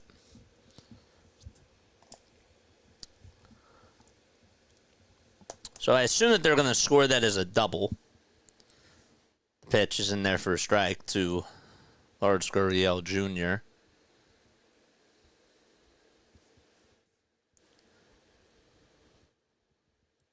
They do. They call it a double. The ball is 1 strike. The pitch on the way. Foul ball.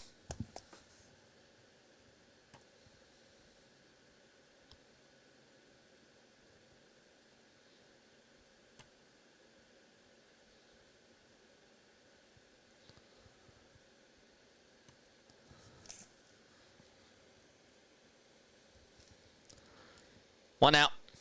And the 0-2 pitch to Gurriel. There's a ground ball base hit out over to right field. Marino's rounding third. Castellanos will throw it over to home. The throw is not in time, and the Diamondbacks are up by 1.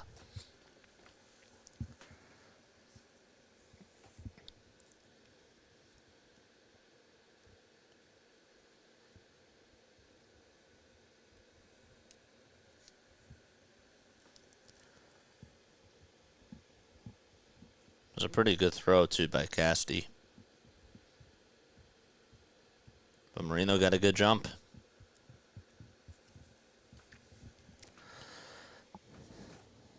Two to 1 Arizona in the top of the 6th.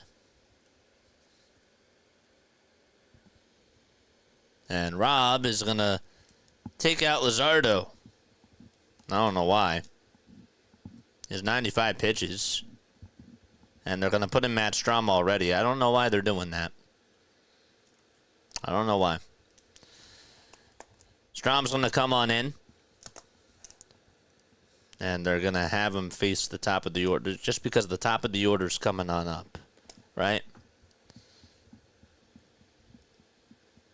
No, it's Alec Thomas. Thomas is the 8th hitter. What am I talking about? But still. I didn't think he was doing that bad. Yeah, that was a hard ball that was hit out over to center field. Cal could have caught it. It's a tough play, but as a major leaguer, you got to catch that.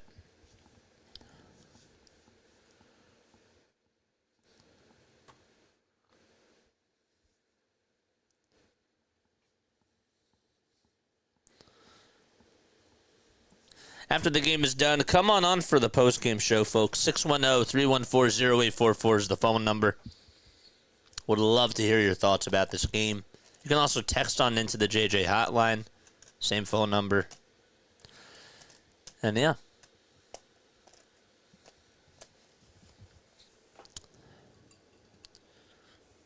Lifeless. So far.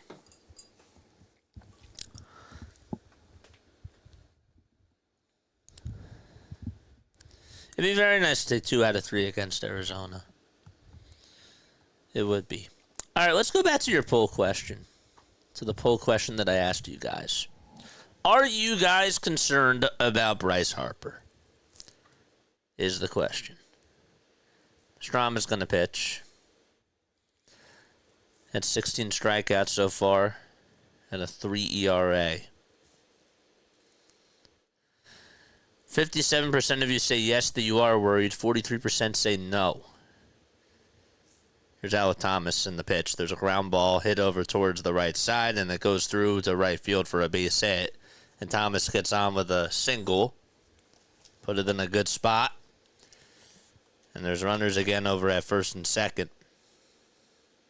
It actually bounced over the head of Lourdes Gurriel Jr. He hit it right over his helmet after it took a bounce.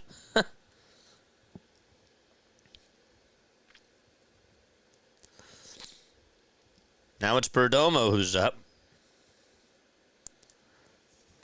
Gurriel Jr.'s at second. Perdomo pops it up, and JT makes the catch. The throw back to second base is in time. And Gurriel Jr. was wandering off a second, and that's going to go down as a 2-6 double play. That was weird. And we're going to the bottom of the 6th inning. That's just bad base running. Doesn't just happen to the Phillies. I guess it happens around Major League Baseball, too. Going to the bottom of the 6th, the Diamondbacks get the lead on an RBI opposite field single by Lourdes Gurriel Jr. And Stott, Turner, and Harper are due up in the order. It's a big inning here. All right. Let's go, baby. Let's go. Wake up. Wake up, bats. It's time to wake them up.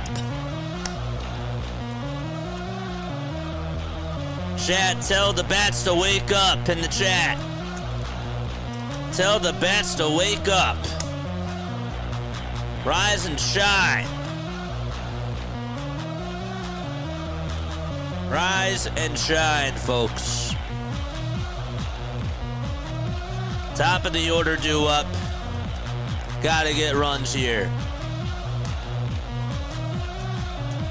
Tell the bats to wake up. Let's go. Wake the heck up. Come on. Wake up.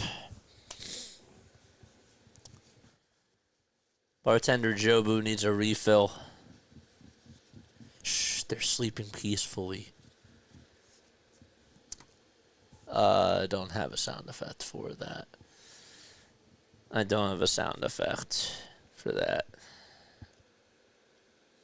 Maybe I have this. No, that's not going to play. Will this wake them up? Maybe that'll wake them up. I don't know.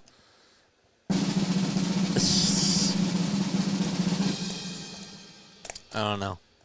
I'll have to find like a wake up thing. Like an alarm clock. I'll have to get like an alarm clock sound effect. Merrill Kelly is going to come on out of the game. I think that as he was warming up,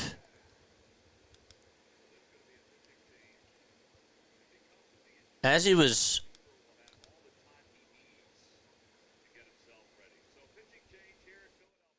warming up, something didn't feel right.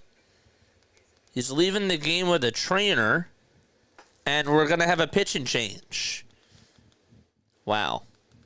All right. Well, more time for the Phillies to wake up. Let's go. Rise and shine. Wake up the bats.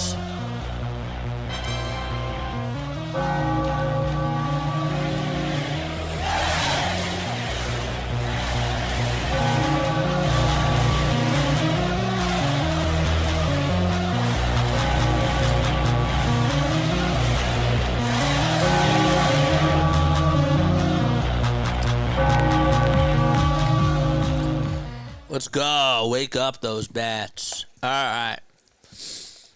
My name is Jason Joseph. This is Play by Play with JJ. Make sure you guys hit the thumbs up button, subscribe to the channel if you have not done so already, and turn on those notification bell icons too. And that way you will know when we do go live. 1 second. 1 second.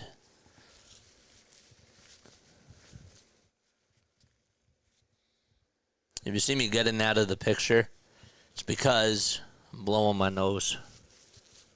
That's why. Got an itchy nose.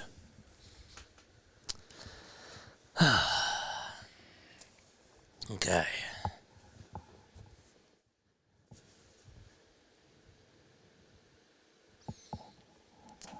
All right, we're in the bottom of the 6th.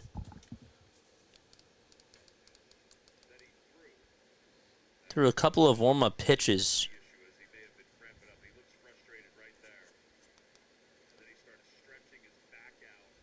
He was cramping up a little bit and started to stretch his back, and the trainers just came on out and said, "Yep, you're done." So Juan Murillo is going to go out there to pitch. He's gone 4 innings. He had all the time to warm up. 5 strikeouts, 2 walks. Opponents were hitting .214 against him so far this year. So Merrill Kelly is out of the game. Just wanted to make sure that I mentioned that. I don't know what they're going to call it, but it was a cramp that he was dealing with in his leg. Bottom of the 6th, Phillies will have Stott, Turner, and Harper up at the plate. There's Torey Lovullo in his 9th season as the Diamondbacks manager. It's 23 games under 500.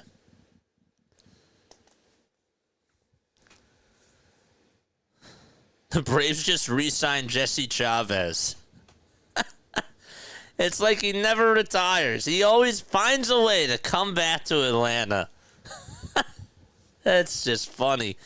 They also, I remember that they resigned Eddie Rosario again the other day, and I'm like, man, Alex Antopoulos. Crazy. is their GM, Alex Antopoulos. The pitch. It's in there for a strike. Loves to go back to that team that he had in 2021. The ball is 1 strike to Bryson Stott. The pitch is inside for a ball. This team is so frustrating to watch. 0 run support ever. Even for Schilling and Halladay, it's our downfall year after year. No run support.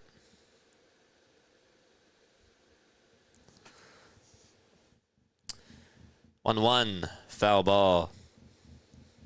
It's 2-1 Arizona.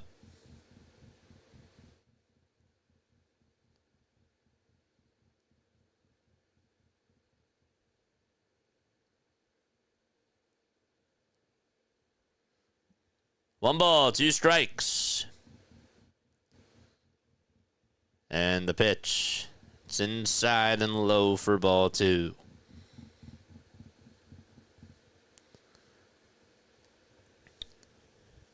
Stott 0 for 2 tonight. He flied out to left and struck out swinging his last time up after being ahead in the count 2-0. 2-2 pitch to Stott. Ground ball back up the middle. Perdomo played him perfectly, though, and is there to make the throw over to first. And Stott is out.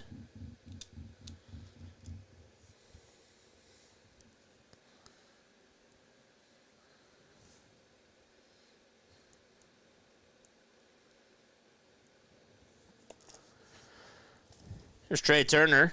Over his last 12 games, has 20 hits in his last 47 at-bats. The pitch to Trey, swing and a miss. The pitch was low. Got the Warriors game after this, too. Got Warriors playing the Rockets. 0-1, offering, check swing. He did not go, says first base umpire.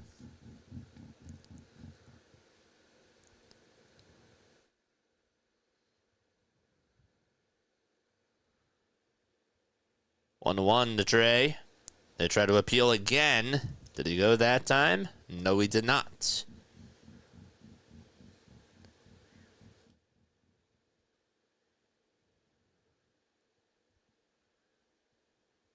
Murillo comes set just above the belt.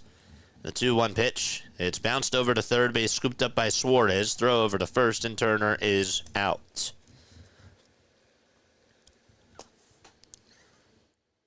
Diamondbacks pitching is definitely settled on in after that RBI double from Kyle Schwarber.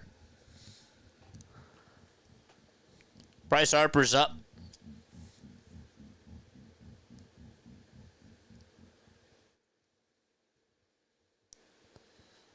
Phillies are just 1 for 2 with runners in scoring position. The pitch to Bryce, swing and the miss, got a slider that was inside and low. Playing Harper to pull towards the right side. Third base line is wide open.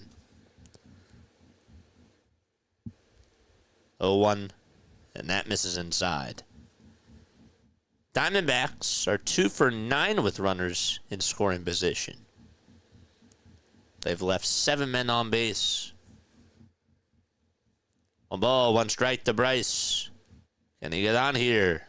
1-1 pitch. Low and inside for ball 2.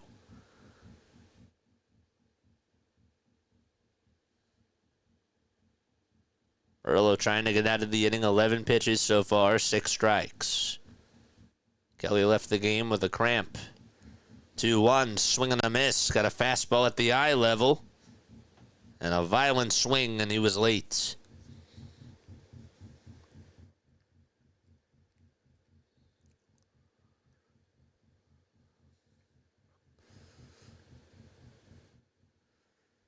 Two-two pitch inside for ball 3.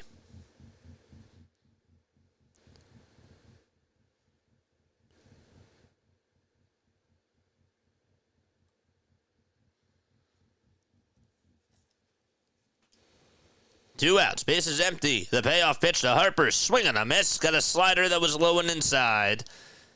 And that's going to end the inning. We're going to the top of the 7th. It's 2-1 Diamondbacks. We'll be back in just a little bit.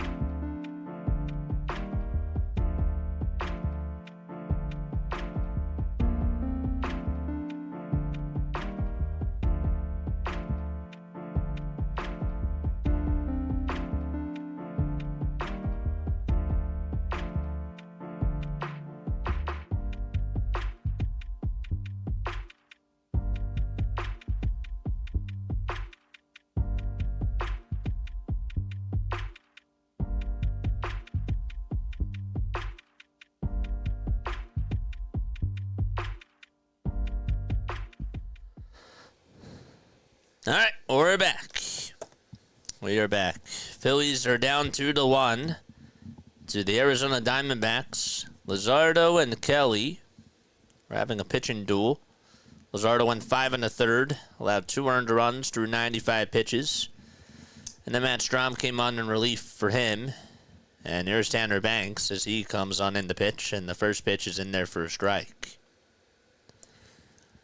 Merrill Kelly went 5 innings, left the game with a cramp. 0-1 pitch. There's a high bouncer hit over to Bryce Harper, and he caught it off of the bounce, threw it back to Banks, who had to go cover first, and he beats Ketel Marte to the bag.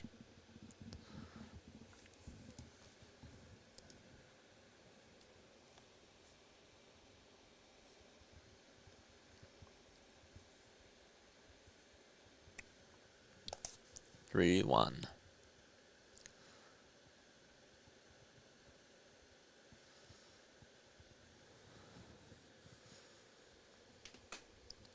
The pitch. That's low and outside for a ball.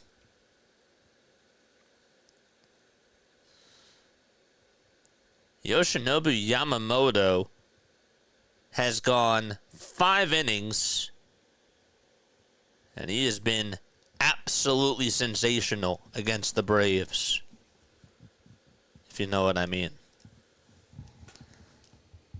Jose Castillo is warming up in the bullpen for the Diamondbacks. 2-0 pitch. It's in there for a strike. He is pitching a gem. 2 balls, 1 strike. And time granted to Corbin Carroll, who's 1 for 3 on the night. Carroll's now 24 years old. Hitting .286. Was a rookie back in 2022. 2-1 delivery. It's down and out for ball 3. Diamondbacks were smart to lock that man into a contract. Last year, though, he did have a down year, but this year so far, so good.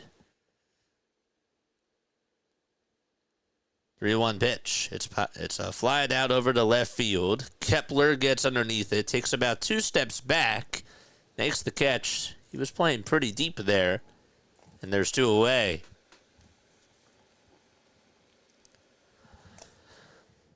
Don't forget to like and subscribe, folks. Mod Squad, how have we been doing on the likes? How have we been doing on the likes, folks? Did we get to at least over 100? We got to get to 200. We're at 109. That means that over 70 of you have not hit the thumbs up button. Don't be a fraud. Let's try to get more people on here. And the only way to do that is to just continue to hit that like button. First pitch is in there for a strike. Second pitch is high for a ball. Tanner Banks pitching at the bank. 1-1 inside for ball 2.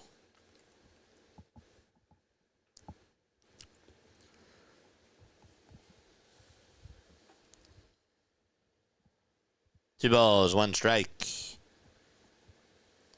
Here's the pitch. It's popped up to that over towards the third base side and foul ground. Ball gives it a look, and it goes into the second row.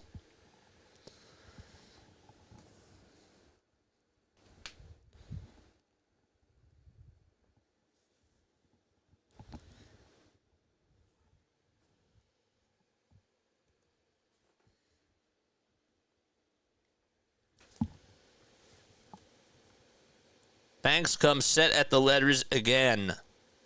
And the 2-2 on the way. Swing and a miss. He struck him out. It's time to go to the bottom of the 7th. Phillies are down 2-1 against the Snakes. All right. It's time for Phillies trivia. I'm going to ask you a Phillies trivia question. And if you get it right, you will hear this. You have 30 seconds to answer, by the way. 30 seconds. All right.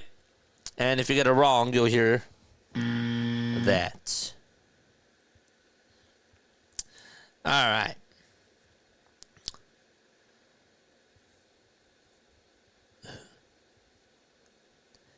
In the history of the Philadelphia Phillies, who was the first player to win the NL MVP while playing for the team? And in what year did that occur? In the history of the Phillies, who was the first player to win the NL MVP while playing for the team? And in what year did this occur? 30 seconds.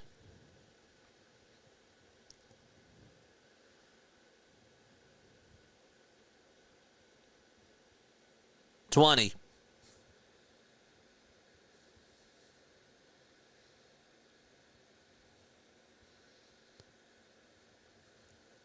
15. 10. 9. 8. 7. 6. 5. 4. 3. 2. 1. Okay. Chuck Klein. Is it Chuck Klein? That is correct. Which year did Chuck Klein win it? You didn't answer that part. People were giving me names. 1980, Mike Schmidt. No, Chuck Klein was correct. Jim Constantine, 1950.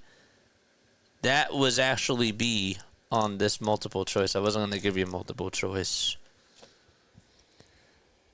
Here we go. The first pitch on the way. Fly ball hit out to right field. Kyle Schwarber goes yard.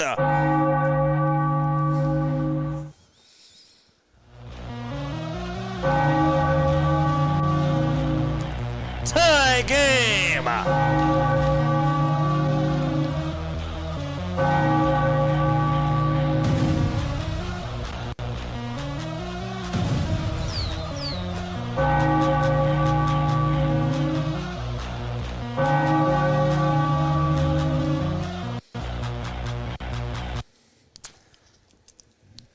Good swing by Schwarber. And that's how we start off the bottom of the seventh. The pitch to Castellanos. Fly ball hit out over towards deep center field. He'll stay in the yard, though. Thomas is there, makes the catch, and there's the first out of the inning. The 10th homer of the season by Schwarber.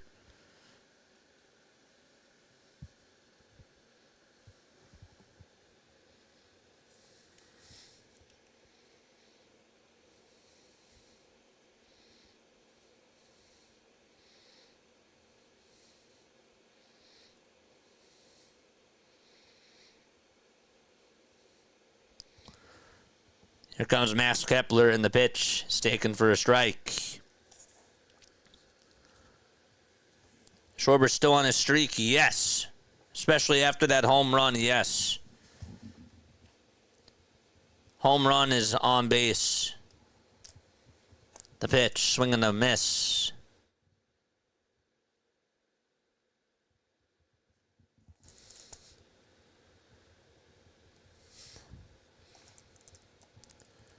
One ball, one strike. We're in the bottom of the seventh. 2-2 is the score. The pitch to Kepler. Fly ball hit out over to deep right field. And that one is gone. The Broad Street Bombers do it again.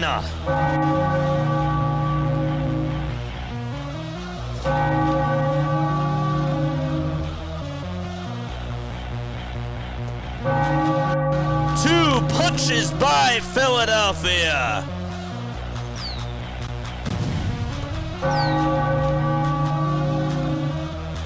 Kaboom!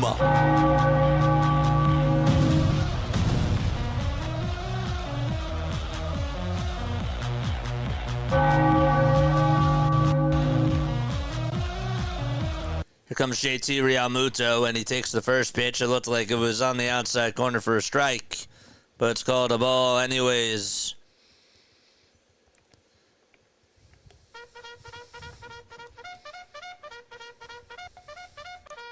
Charge! 1 ball, no strikes. The pitch. It's in there for a strike. Don't lie to us, JJ. Why would I lie? 3-2, Philadelphia. 1-1 pitch. That's a foul ball. I need help, man. I'm torn between Meatloaf or Chive. I was thinking when you first said Meatloaf, I was thinking of the singer, Meatloaf. And cheddar pierogies. What should I do? Chat, what should he do? What should he do? I'm going to say pierogies. Cheddar pierogies. 1-2 pitch. Foul ball. Meatloaf or chive and cheddar pierogies. I would say meatloaf on the cheddar pierogi. Yeah, protein. 3-2 Philadelphia. 1 ball, 2 strikes. Chad, help him out. Help out AK. Here's the 1-2 and it's high for a ball. I had meatloaf last night, says Joe. So I'll take that as meatloaf. All right, so you got 3 meatloafs. Travis is both. 2-2 pitch. And it's low and inside for ball 3. AK says I'm seeing a lot of pierogies and I like it. Castillo, by the way, is still pitching.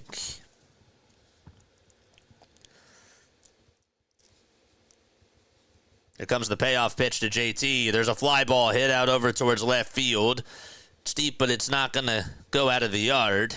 It's caught right in front of the warning track by Lawrence Gurriel Jr.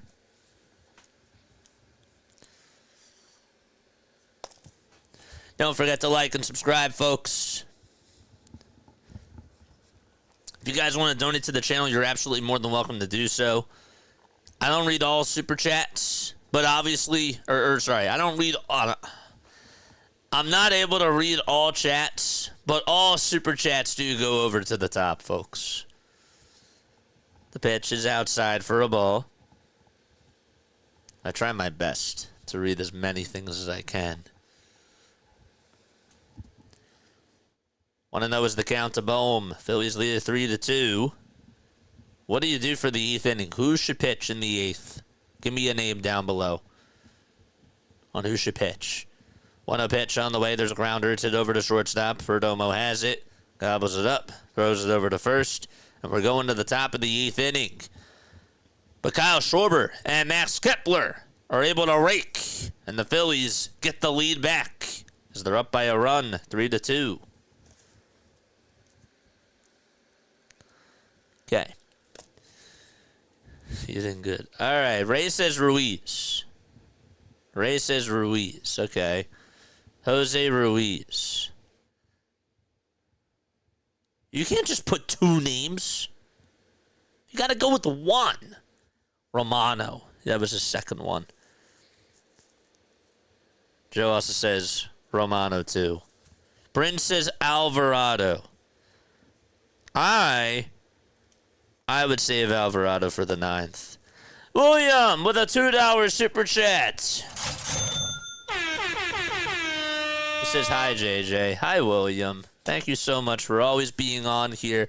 William's been like one of our loyal supporters. He comes on here not only when we do the Phillies games, but he's on here for the Sixers games too and the Eagles games. He is like always here. Him, Neil, Scott, Joe, meaning Jane Grammer. It's great there. It's awesome. Come support our other content, man. It's great. It's awesome. And we have a blast. We do. Even when the teams are doing bad, we still have a blast. JJ, get out there and pitch. Oh, did you hear that crack? Did you all hear that crack? Oh, it was a good crack, but it was just like I didn't anticipate that. That was the right shoulder. That was the right shoulder crack.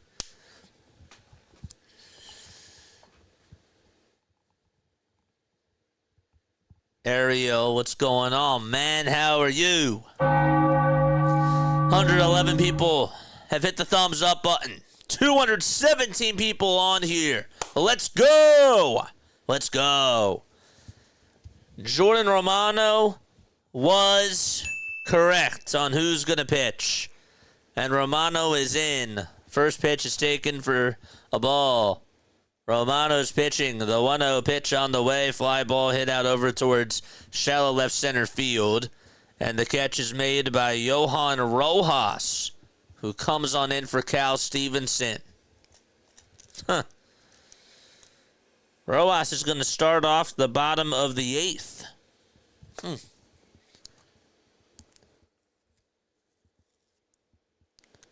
Forgot to mention that Rojas did just come on in for Cal. So Cal's night is done. Here comes Josh Naylor.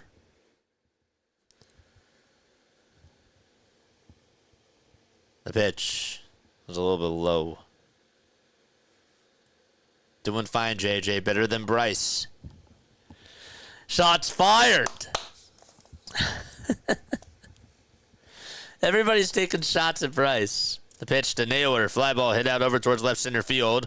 Rojas says he has it, and he does, and he makes the catch in front of the who but WB Mason sign towards Monty's angle.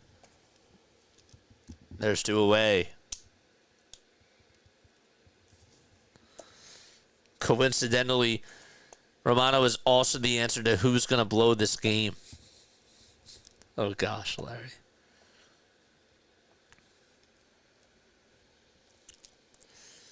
Two away, and Gabriel Marino is up. The windup and the pitch. It's outside for a ball. Tony says, JJ, what's up? Bryce will be all right. I love the optimism. I hope so. I really hope so. Let's go. Don't get complacent, says Senior Skook. Nope, we can't do that. 1-0 pitch is outside for ball 2. Uh-oh. I don't like that. Can't fall behind and counts. 2-0 pitch. It looked it was in there for a strike. According to pitch tracks, it just caught it too.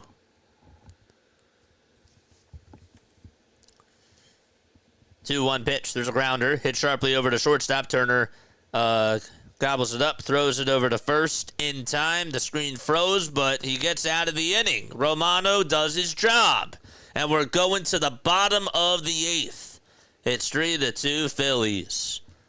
What's wrong with Harper? I'm late, says Will. No, we're just talking about, are you worried about Bryce Harper's struggles? Are you worried about Bryce? I understand like why you would say like, like what's wrong? I'm just asking, with what Bryce has been able to do, Bryce didn't get hurt. With what Bryce has been able to do, are you worried about Bryce's production at the plate? That's what I should have said.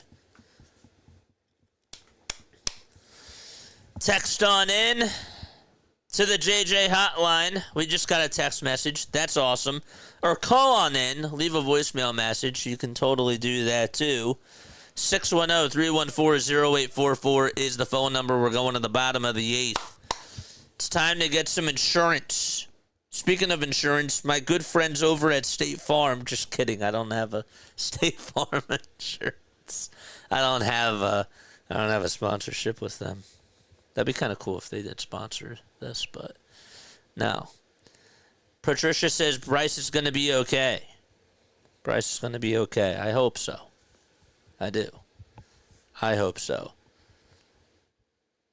You can call the General for a great little rate you can get online. Go to the General and save some time. Love those commercials. Bryce is going to be okay. You know what else is okay? It's totally okay if you hit the like button. It's free. It's totally okay if you subscribe to the channel. That's also free as well. Let's go.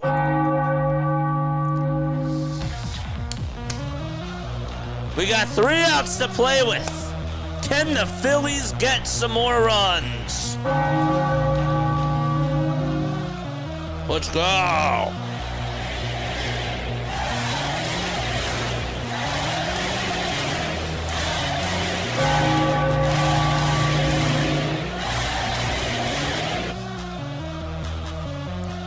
Here comes Yohan Rojas to the plate.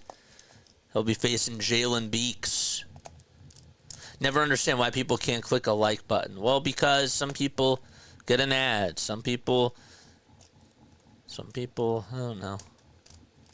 They're just like, you know what, I like coming on to you. Like, oh, like I forgot to hit the like button. It just happens. The pitch, it's in there for a strike. But I get it, though. I understand what you're saying. 0-1 to Rojas. Next pitch in the dirt for ball one. Let's go, chat. Let's go, chat. Charge!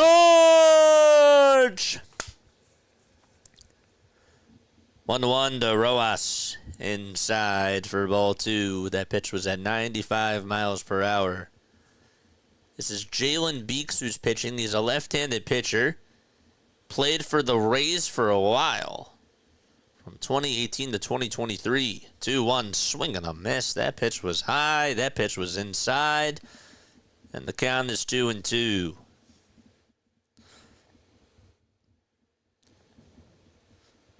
Five seconds left on the pitch clock. And the 2-2 on the way. Grounder, hit over to shortstop. Perdomo has it, throws it over to first. And it's in time to get Rojas. He hustled down the line. Perdomo, though, with a nice bang-bang play. And Rojas is out. Let's look at this replay here. Flashing the leather, that is Perdomo. Got Rojas out by less than a quarter of a step. Excellent play. One away in the bottom of the eighth. And Stott is up at the plate, and he lines this one out to center field. It's caught, though, for out number 2 by Alec Thomas. It's sharply just right over to Thomas. And 2 away. And Trey Turner is up next. Alvarado is warming up, and he will pitch the 9th inning. Turner's in the box. 2 outs. Base is empty. The pitch to Trey. Wide for ball one. Don't forget to like and subscribe, baby. After the game, we got a post-game show. 1-0 pitch, and that's up high again for ball two.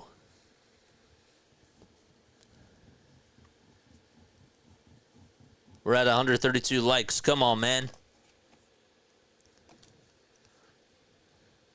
Let's go. 2-0, way inside for ball three. And Turner dodges out of the way.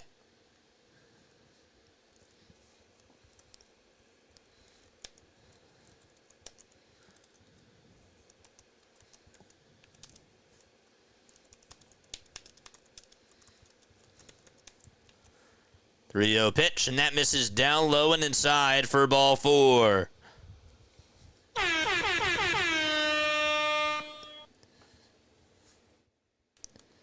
Again, thanks so much for getting us to 5,600 subscribers. I did that earlier.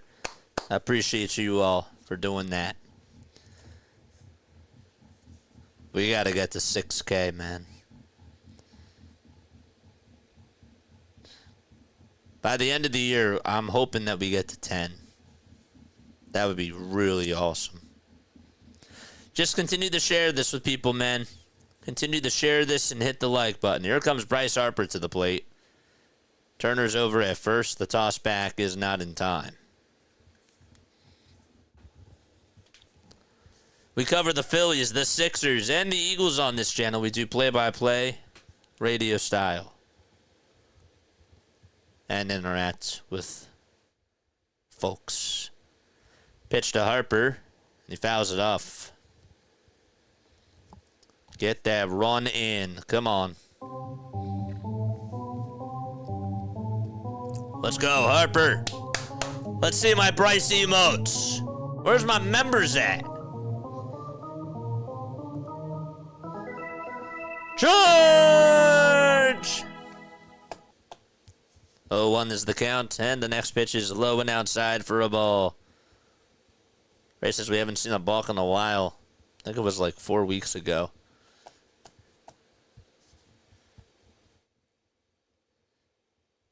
One pitch, swing and a miss. We actually saw a balk a couple of days ago, but it went against the Phillies.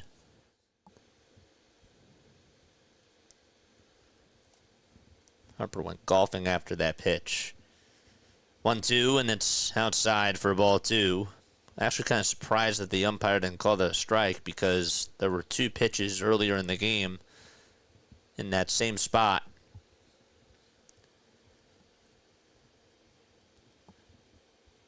Toss back to first again, and Turner gets back without a tag.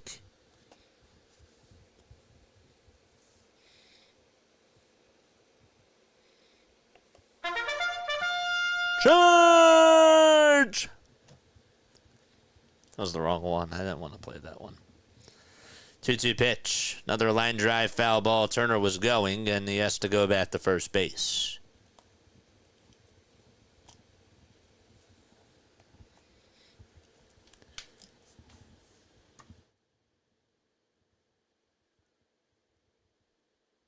Harper's 1 for 3 against Jalen Beeks.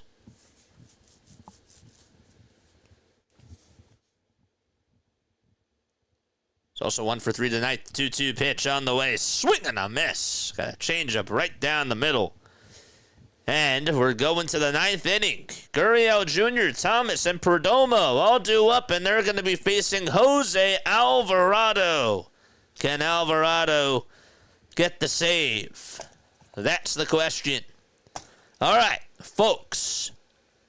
After the game is done, come on for the post-game show. 610-314-0844 is the phone number if you want to dial on in. If you want to call me, give me your thoughts on this team, let me know. Come have a conversation. Or you can also join Discord, Mod Squad. Post the Discord link and post the phone number in the chat for our viewers. We have some cool people that come on during post-game, and I want you guys to give me your thoughts. I do. I'm a man of the people, and I have to hear what Freak Nation has to say about this Phillies game tonight. All right. That's all I wanted to say. And don't forget, hit the thumbs up button. It increases it gets more people to come onto this channel, and we get to spread the word that way. That's awesome. All right. Back to our program. Let's go. Alvarado. The doors are open. The doors are open. We got to shut the door. Let's see those threes in the chat for 3 more outs. Come on. 3. Let's go. 3 more outs. 3.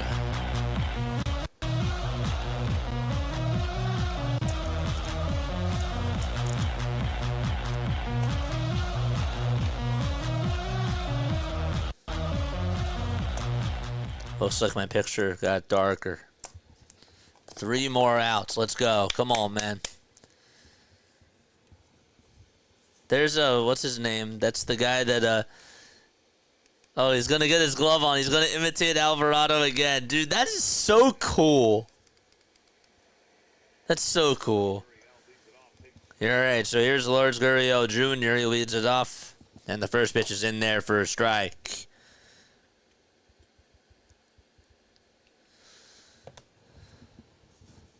Gurriel Jr. 3 for 3 tonight. Also got out of the inning after being doubled up on a 2-6 double play. Next pitch is taken down for a ball. Alvarado's ERA 1.84.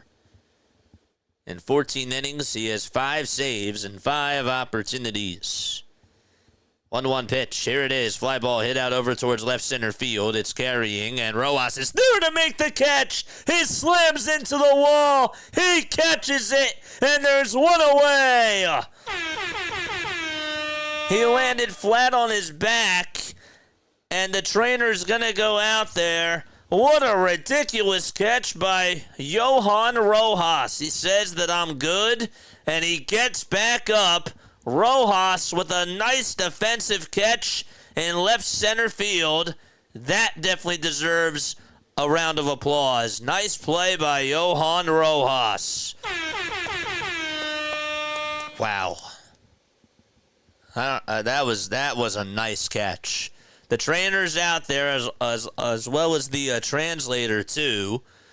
And Rob is going to hustle out there as well to see if he's okay. That was a heck of a catch. All right, so one away. Rojas is standing up. I mean, he is talking for sure.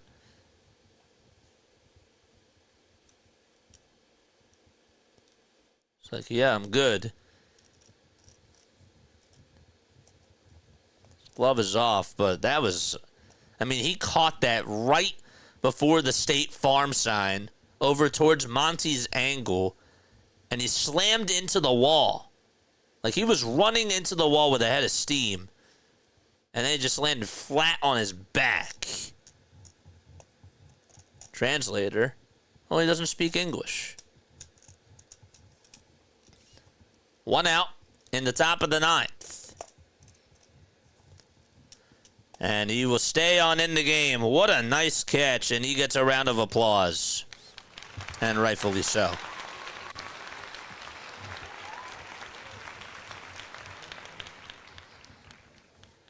No. 1 out in the top of the 9th.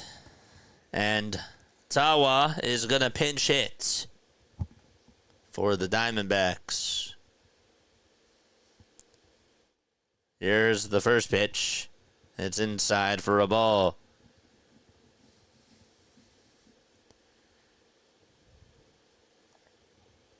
This is Tim Tawa, 26 years old, hitting 190 on the season, but he has 5 homers and 10 RBI.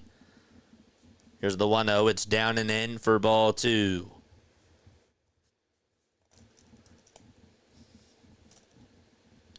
We've been really hard on Rojas for his defense, but that was a very nice play.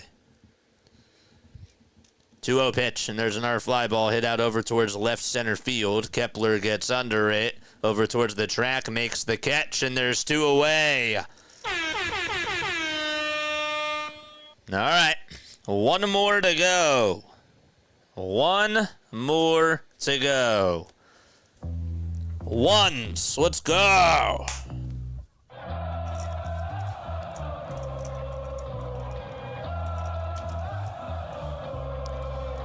Perdomo is up.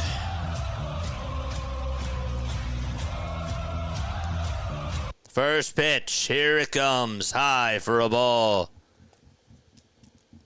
That was at 99 miles per hour. Perdomo walked, singled, and drove in a run. 1-0 pitch, a fastball with a lot of gas right down the middle, taken all the way for strike 1.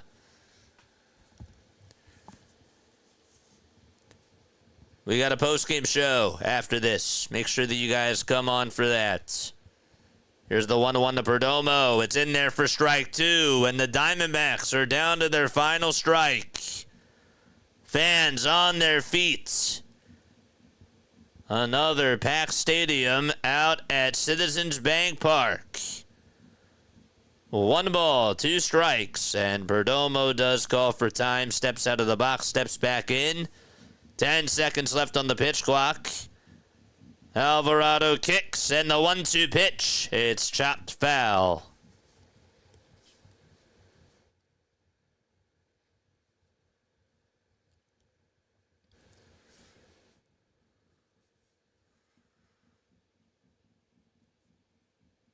Perdomo in the box. Alvarado with the 1-2. Here it is. Swing and a miss. And that's the ball game.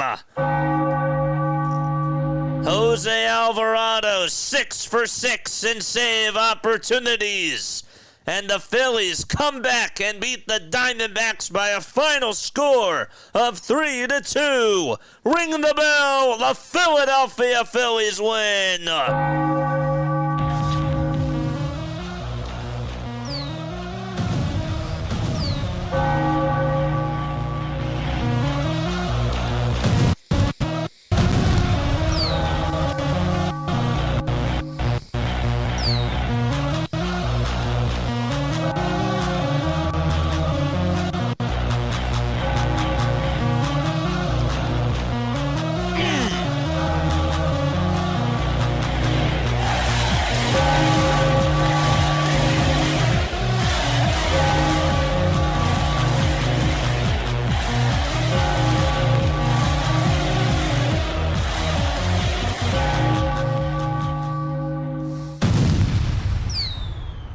Let's go.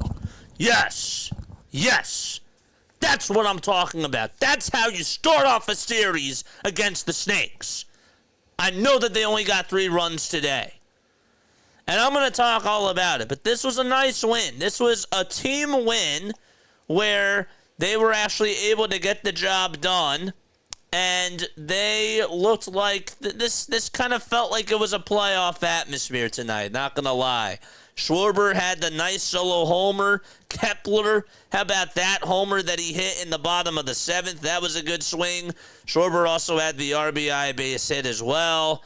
I thought that this was a nice team win for the Phillies, and they did it against a team who has been their kryptonite. Let's call it what it is. They've been their kryptonite over the last couple of years, and they were able to take care of business at the bank, and they looked good. The pitching was excellent. Luzardo was really good today, and the bullpen was stellar. But yeah, we'll talk all about it. 610-314-0844 is the phone number, and we will have more of a conversation on this. I want to hear your thoughts. I want to hear what you guys have to say. But that was a big win. And how about the Rojas catch, too, by the way? That catch was really nice. I'm not just saying that. That was a very, very nice catch. All right. I will see you all soon. All right. Jordan Romano pitched well? Yes, absolutely. We'll talk all about it. Give me just 3 minutes, and then we'll go on for a post-game show. And I will see you all in just a little bit. Maybe 4 minutes. Give me 4 minutes. All right, be right back.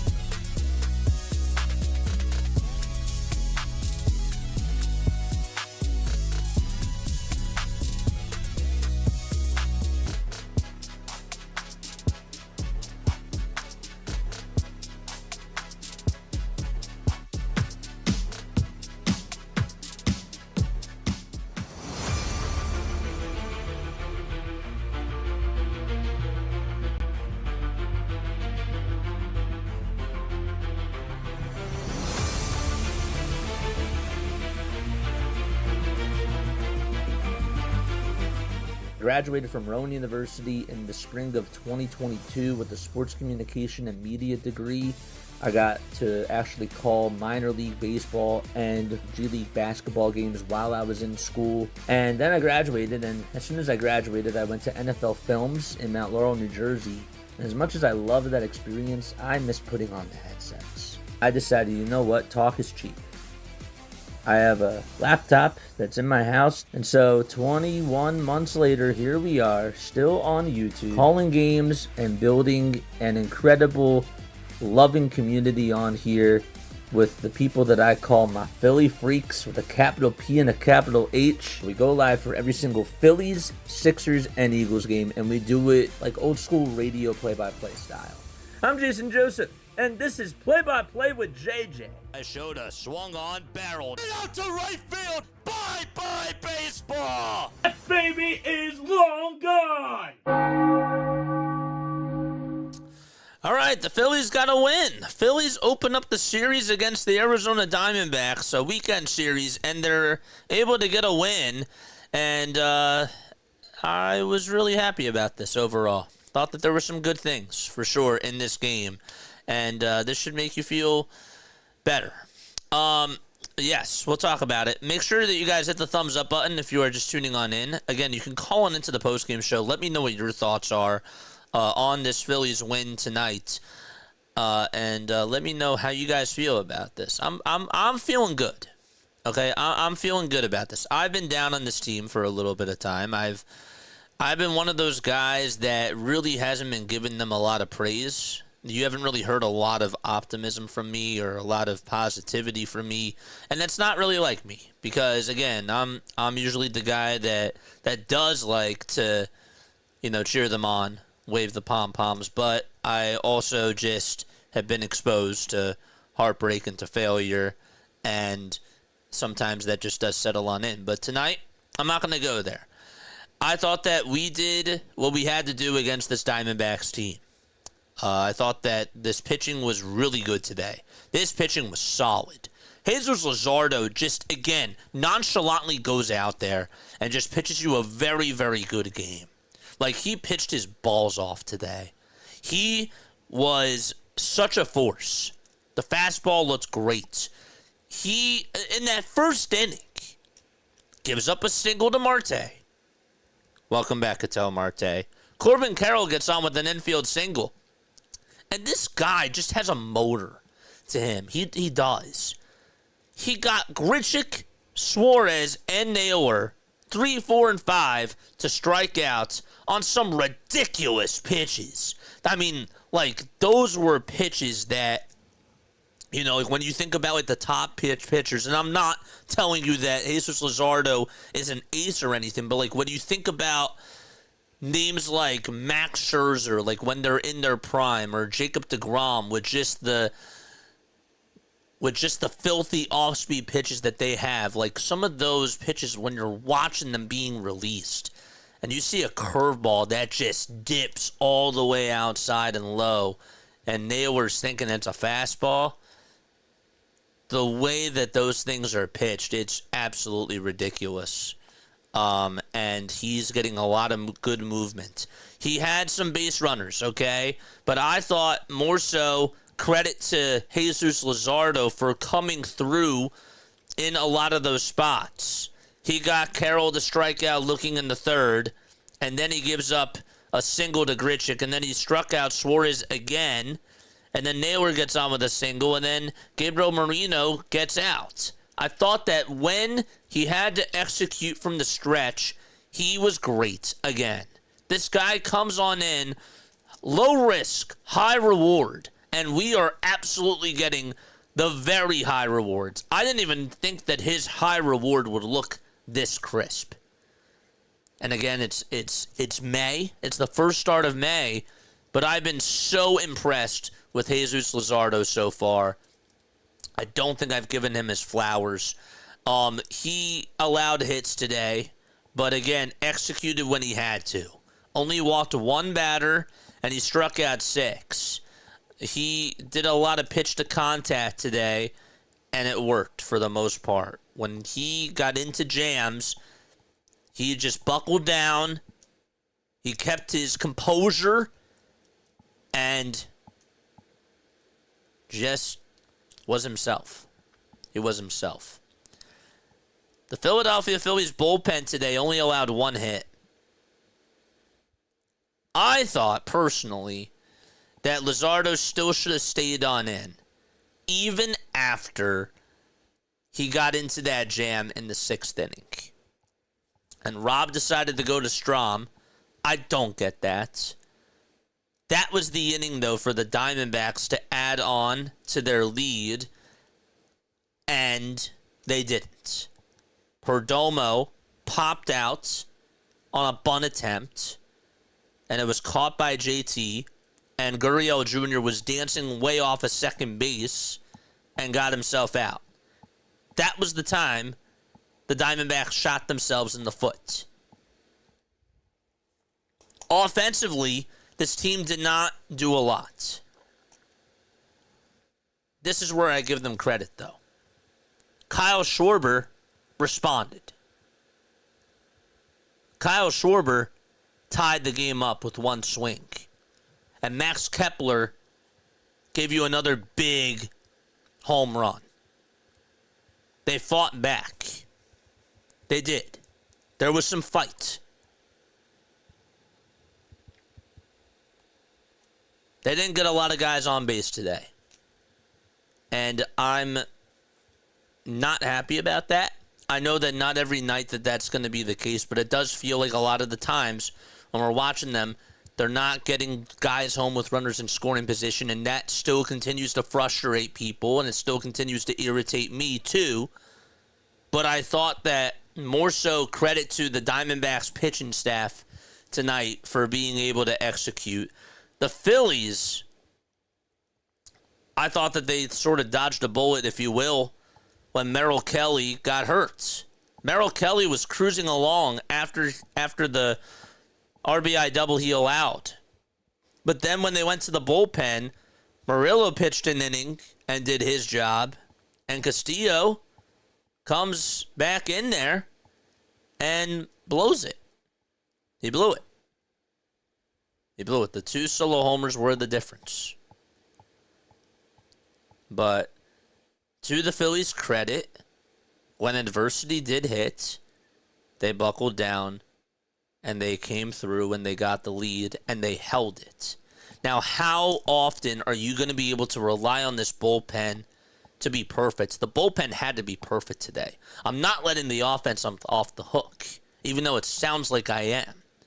I thought that they got the lead when they had to, but the bullpen had to be perfect, and the bullpen was perfect. Again, just one hit in 3 2/3, 2 strikeouts, and that catch by Johan Rojas was ridiculous. He had a very good catch. How about this, too? Rob Thompson deserves criticism tonight, I still think, for putting in Matt Strom and not letting Luzardo figure it out and get out of his own mess at 95 pitches. I would have gave him one more batter, for sure. But here's where I give Rob Thompson credit. You ready for this? Putting in Johan Rojas. Cal Stevenson stinks. He's terrible. Cal Stevenson gets picked off over at first base. And then, to start off the next inning on the defensive side, he makes a mistake out in center field. And he can't make the catch. Was it an easy play? No. But he still has to make that catch. And he puts in Johan Rojas. I don't think Cal makes that catch. Maybe he does. I saw him rob somebody on a home run last year, but Rojas did make that catch in that 9th inning, and that pretty much sealed the deal. That sealed the deal. Excellent catch. Good concentration by Rojas. And that was a game saver. Because Alvarado, I didn't think had his stuff. And left a couple out over the middle. I'm going to be honest. Stats will tell you 1 inning, 1 strikeout, no hits. Some of the hits that were hit were pretty hard. Just right at guys. And Rojas, you tip your cap to him because he made a really good catch.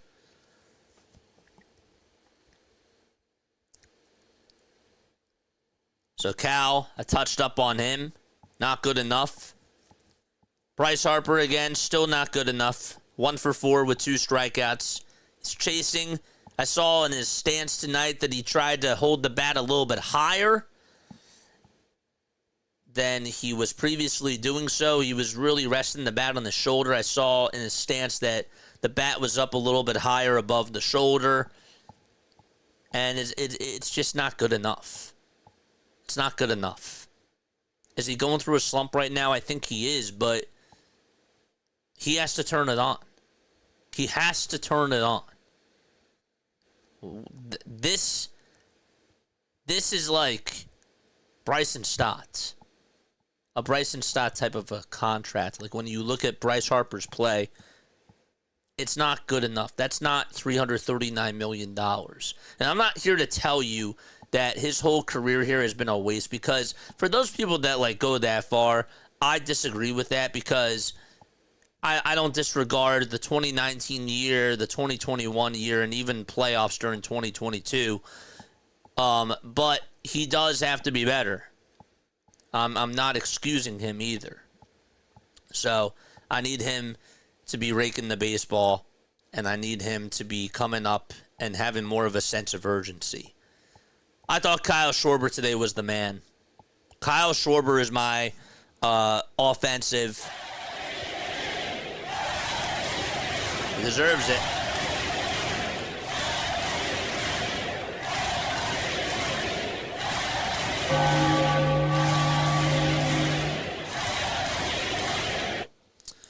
Yeah, he was my offensive MVP. JT is still struggling still struggling offensively. I don't know what to tell you about that. Kepler, I'll say Max Kepler has been doing a much better job. And I actually think, I didn't expect him to be giving you this much production, to be honest with you. I think Max Kepler's been hitting the ball very well. And I'm not just blowing smoke up his butt either. I haven't really talked about how much I've actually really liked Kepler, but I've been pretty impressed. We didn't get him as a guy to get you like 30 home runs. He's in the later part of his career. That was just a 1-year deal. It was a prove-it contract for Kepler. But at this point, I think that he's given you more than what you signed him for. People can disagree with me on that, but I like the production that he's been able to give you in the outfield. He also had another nice catch today, too, in left center, where he called off Cal Stevenson, and he caught it. Is he the fastest guy? No. But thought he made a nice play. The elephant in the room is the one and only Trey Turner. Turner did not have an error today. That's positive. Turner has been hitting the ball better. However, even though he's making better contact with the ball, I'm going to be a little bit more tough. I need more production. I need him to get doubles in the gap. I need him to find that swing, that free swing where he's just able to just get really hard contact. I need harder contact from Trey. It sounds like I'm being nitpicky, but guess what? Again, this guy is getting $300 million. I didn't just get him to be another Bryson Stott. I need his production to go up. Sure, getting on base is nice. And for him to get on there in that bottom of the first and have Schwarber drive him on in, that was big. But he's hitting in front of Bryce Harper. He's batting behind Stott. Do your thing, Trey. Hit ones down the line. You know, get that exit velo up if you want to look at analytics. Because if you look at that, that means that he's hitting the ball harder. Make better contact and hit line drives. Sure, is he playing better? Yes. Is he getting on base more? He is. But I'm still not fully satisfied. I've been a tough critic on Trey. And I think I've been right for that. Some people are saying, well, you're being too tough on him. Other people have to step up. Harper has to step up. And while that's true, again, I can't just have a guy who's getting paid $300 million not go to his potential or not reach what we need him to do. And I need him to get on and drive in runs and hit homers. That's what I need them to do. But yeah, talk to me and let me know what you guys think. Jordan Romano looks good. Tanner Banks has been pitching better. I can't believe I'm saying that. He's been pitching better over these last 2 outings. I don't know how long you ride that wave. And again, I thought that Rob made some questionable decisions again tonight after taking Luzardo out and putting in Strom in that spot. But the pitching bailed Rob and the offense out for the most part. And then Kyle Schwarber and Max Kepler, when facing adversity, they helped the Phillies take the lead. So, very good stuff. 4 homers in the last 4 games, by the way, for Kyle Schwarber. So that's obviously a very good sign, too. Come on and talk to me. 610-314-0844 is the phone number. I'm happy with this win. I thought that we did good pitching-wise today, and our situational, 7th inning swings were nice. Were very nice. But I need more from the offense. I'm not buying back into this, but I'm going to take the night to actually feel kind of good about this win because, again, this Arizona Diamondbacks team is pesky. They are very sly. And they just took 2 out of 3 against the Mets. So they're playing better baseball. And they just got Ketel Marte back, too. That's their MVP. He's their MVP. They got him back tonight. And we beat them. Very good. Win the series tomorrow, and I'll be even happier. Get that second win of the series tomorrow night, and I will be happy with that. So, all right, 610-314-0844. How do you feel after this win? Do you think that the Phillies are you feeling good after this win? How do you feel? Come talk to me. Come let me know what's going through your mind. All right? And let's get to some text messages and some live chat messages as well. We got a text message on the hotline that says start praying now. Okay. What are we praying for? Praying for a miracle? This was probably during like the 7th inning or so, so it was probably in reference of that. I don't know.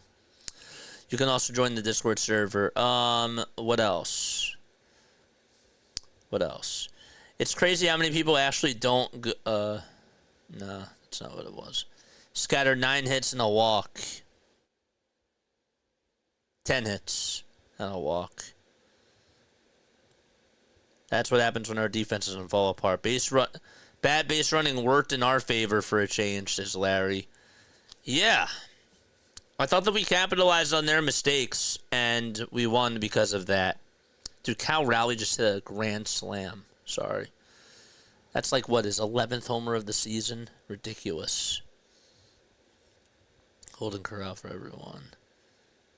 What else? What else do we have? Harper's 6 for his last 39. That's inexcusable. I don't understand why people that are covering the team, I don't understand why they're not giving him why they're not being tougher on him.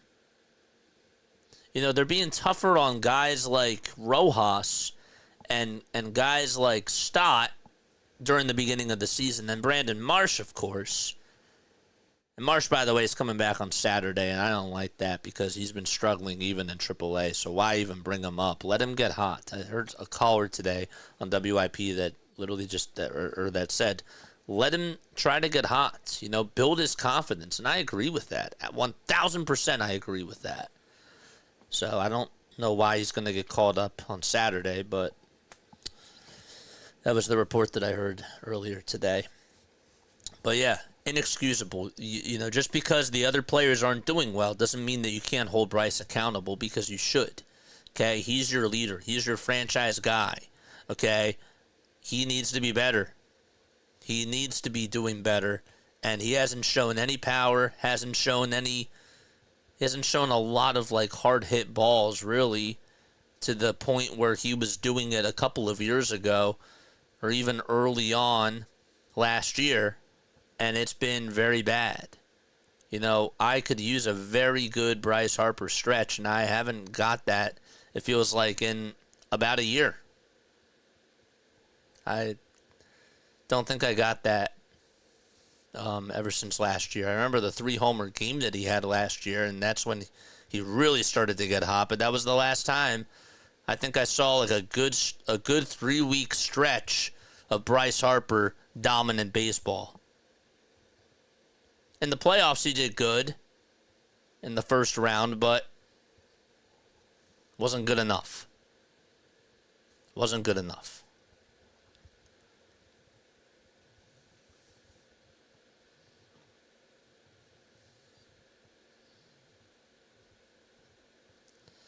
True, but there are no other available shortstops out there other than Trey. Or other than Sosa. I have continued to say I want Sosa to get playing time, man. I do. I wanted Mundo Sosa to play. And they're not going to do it. They're just not going to do it. D-backs' top 5 hitters were held 4 for 20 today. And that's a credit to our pitching. Their situational hitting was bad, but I thought our pitching was very strong. I did.